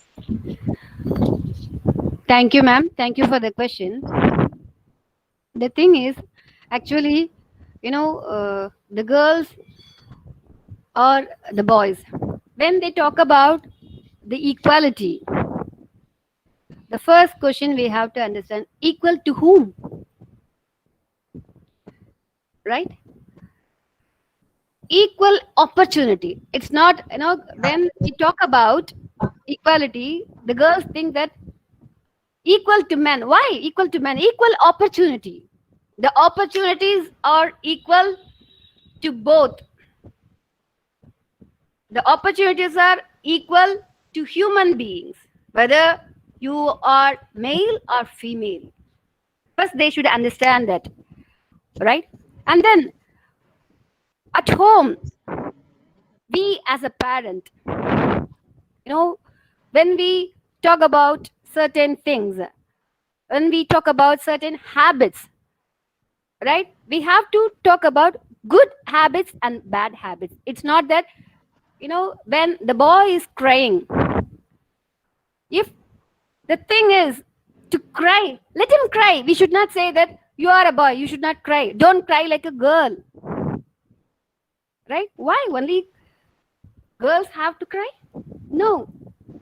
So these are the things, when we say these things, and, girls, they identify themselves with delicate things, and certain girls, they develop, if they want certain things, either they have to act like a boy, or they have to, act like a girl. They don't understand what is right and what is wrong. Right? They want certain things to get, and they behave, adamant. That time we say, don't act like a boy. Then they started crying. Right? So we have to teach certain things, what is good and what is bad. It's not that there are traits. When they behave certain pattern, we should not say these things are female traits, these things are male traits. When we stop doing these things, they try to attribute the correct traits. They understand the opportunities. The opportunities are open to both, to male and female. So these things we have to inculcate at home when they are infant. They try to. So when we do these things, when we nurture these things in their childhood, then they learn how to behave in the society, how to act. They understand what is overacting, what is, abnormal behavior, right? So this is the thing we have to start from home, and later they understand in institutions like schools, colleges. So the girls who are here, future parents, They have to understand these things now itself. And when they start doing their parenting, they have to do right kind of parenting. Thank you. Thank you, ma'am. It was really interesting that you said, put it like whether it is a bad situation or good situation, don't act like a girl or a boy, but act genuinely according Yes. as a human person, what we have to do as a human person. Yes. Okay, thank you, ma'am. Thank you so much. Thank you. Thank you. Thank you so much, ma'am. Thank you, Nagalakshmi ma'am. Thank you, ma'am. You were indeed successful in conveying the apt role of women in the contemporary pandemic situation. We are honored to have you with us. Now, let me invite Dr. Julie P. Lazar, IQAC coordinator, to announce the results of paper presentation competitions.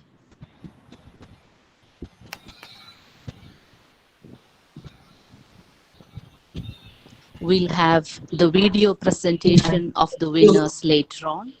We also have a parallel session for the paper presentation of the faculty. Welcome, Julie ma'am. Thank you, Bindu.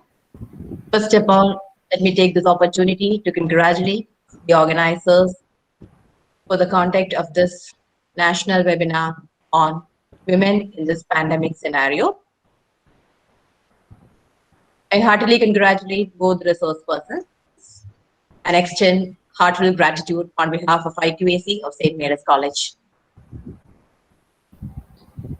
13 participants have participated in this intercollegiate paper presentation competition. I would first of all congratulate the participants, and also I announce the results. Second prize goes to Desni Joseph, second MCOM, St. Mary's College, Thrissur. And the first prize goes to Anjana CS, second MSc, Nutrition and Dietetics, Vimla College, Thrissur.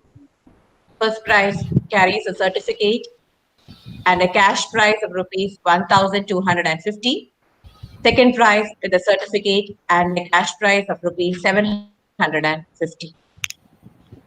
Congratulations to the winners. Thank you.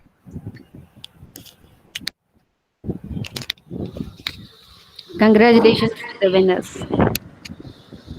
Thank you, ma'am. So we'll have the live presentation of the videos, first prize and second prize.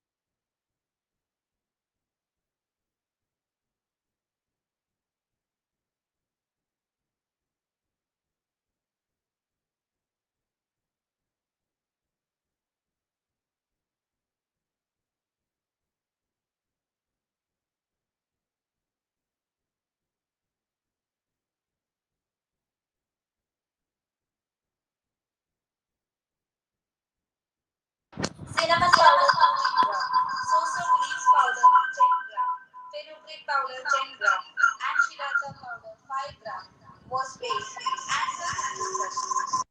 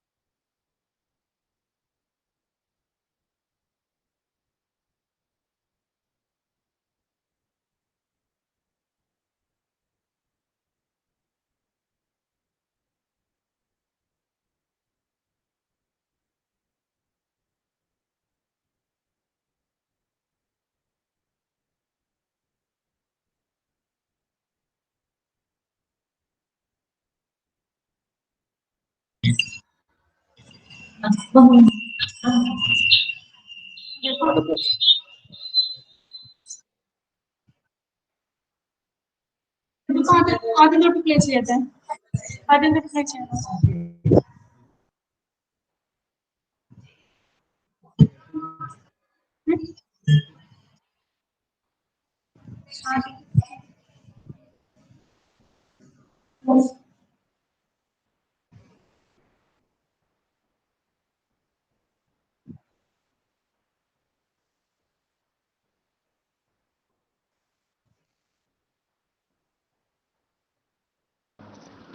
Let's press in the video again, and we regret the poor quality of the audio. Thank you.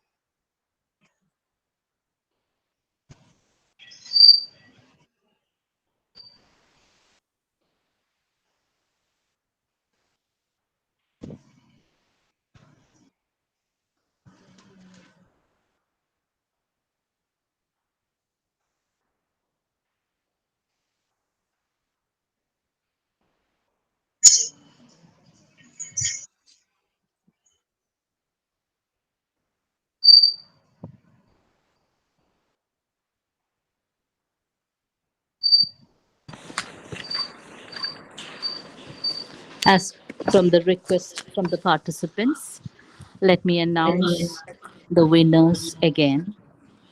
First prize goes to Anjana CS, MSc Nutrition and Dietetics, Vimala College, Thrissur. Second prize, Jesney Joseph, second MCom, St. Mary's College, Thrissur. Congratulations to Anjana CS and Jesney Joseph. We have presented the first prize winners video presentation already. Now, to propose vote of thanks here, we have Sister Dr. Smita Rose CG, Assistant Professor, Department of Mathematics, St. Mary's College.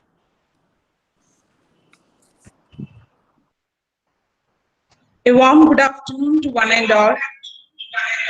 Respected Principal, Dr. Sister Magie Jose, the President of this gathering, invited guest Anjana Ma'am, journalist, Assistant Editor, Khaleej Times, Dubai, Dr. M. Nagalakshmi, Associate Professor, Department of English, Wells Institute of Science and Technology, Advanced Studies, Chennai, our IQAC coordinator, Dr. Julie P. Lazar, convener of this national webinar, Dr. Bindu Ann Philip, other committee members, my colleagues, and my dear students. I'm so happy to be here to render the vote of thanks. First of all, I do thankfully remember the mercies of God Almighty for conducting such a national webinar in this pandemic scenario successfully without much technical issues.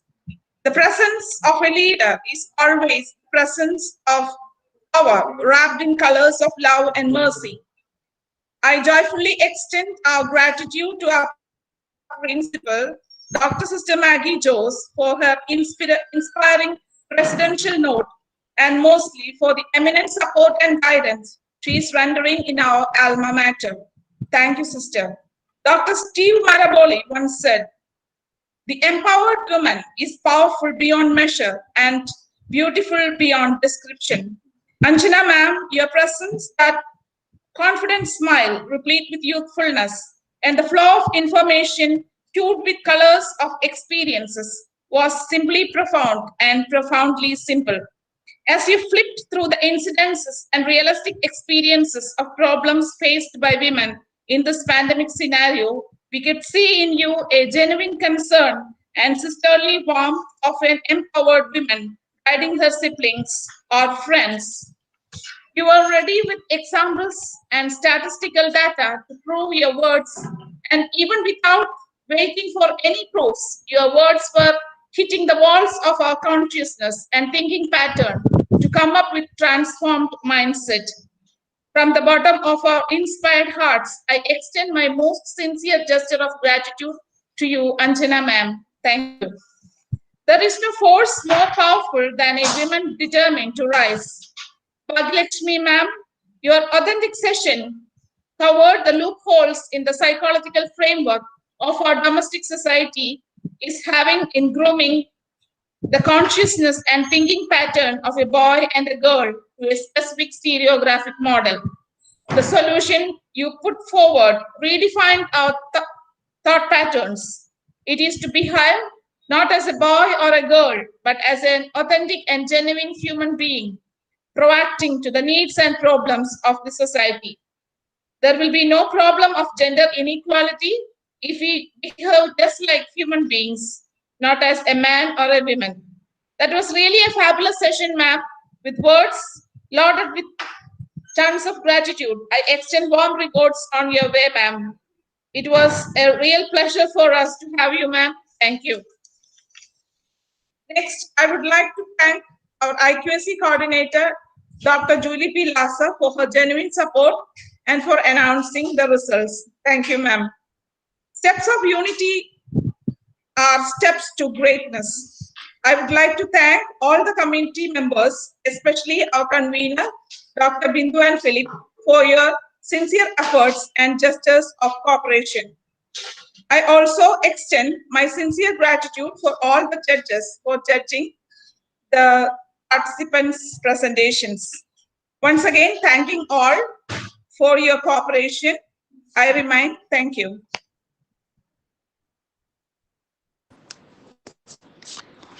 Everything good ends with a door open for better things. Here we have reached the end of the session. Thank you everyone for the active participation. Goodbye, and you all have a nice day. Stay safe, stay healthy, and stay happy. Thank you.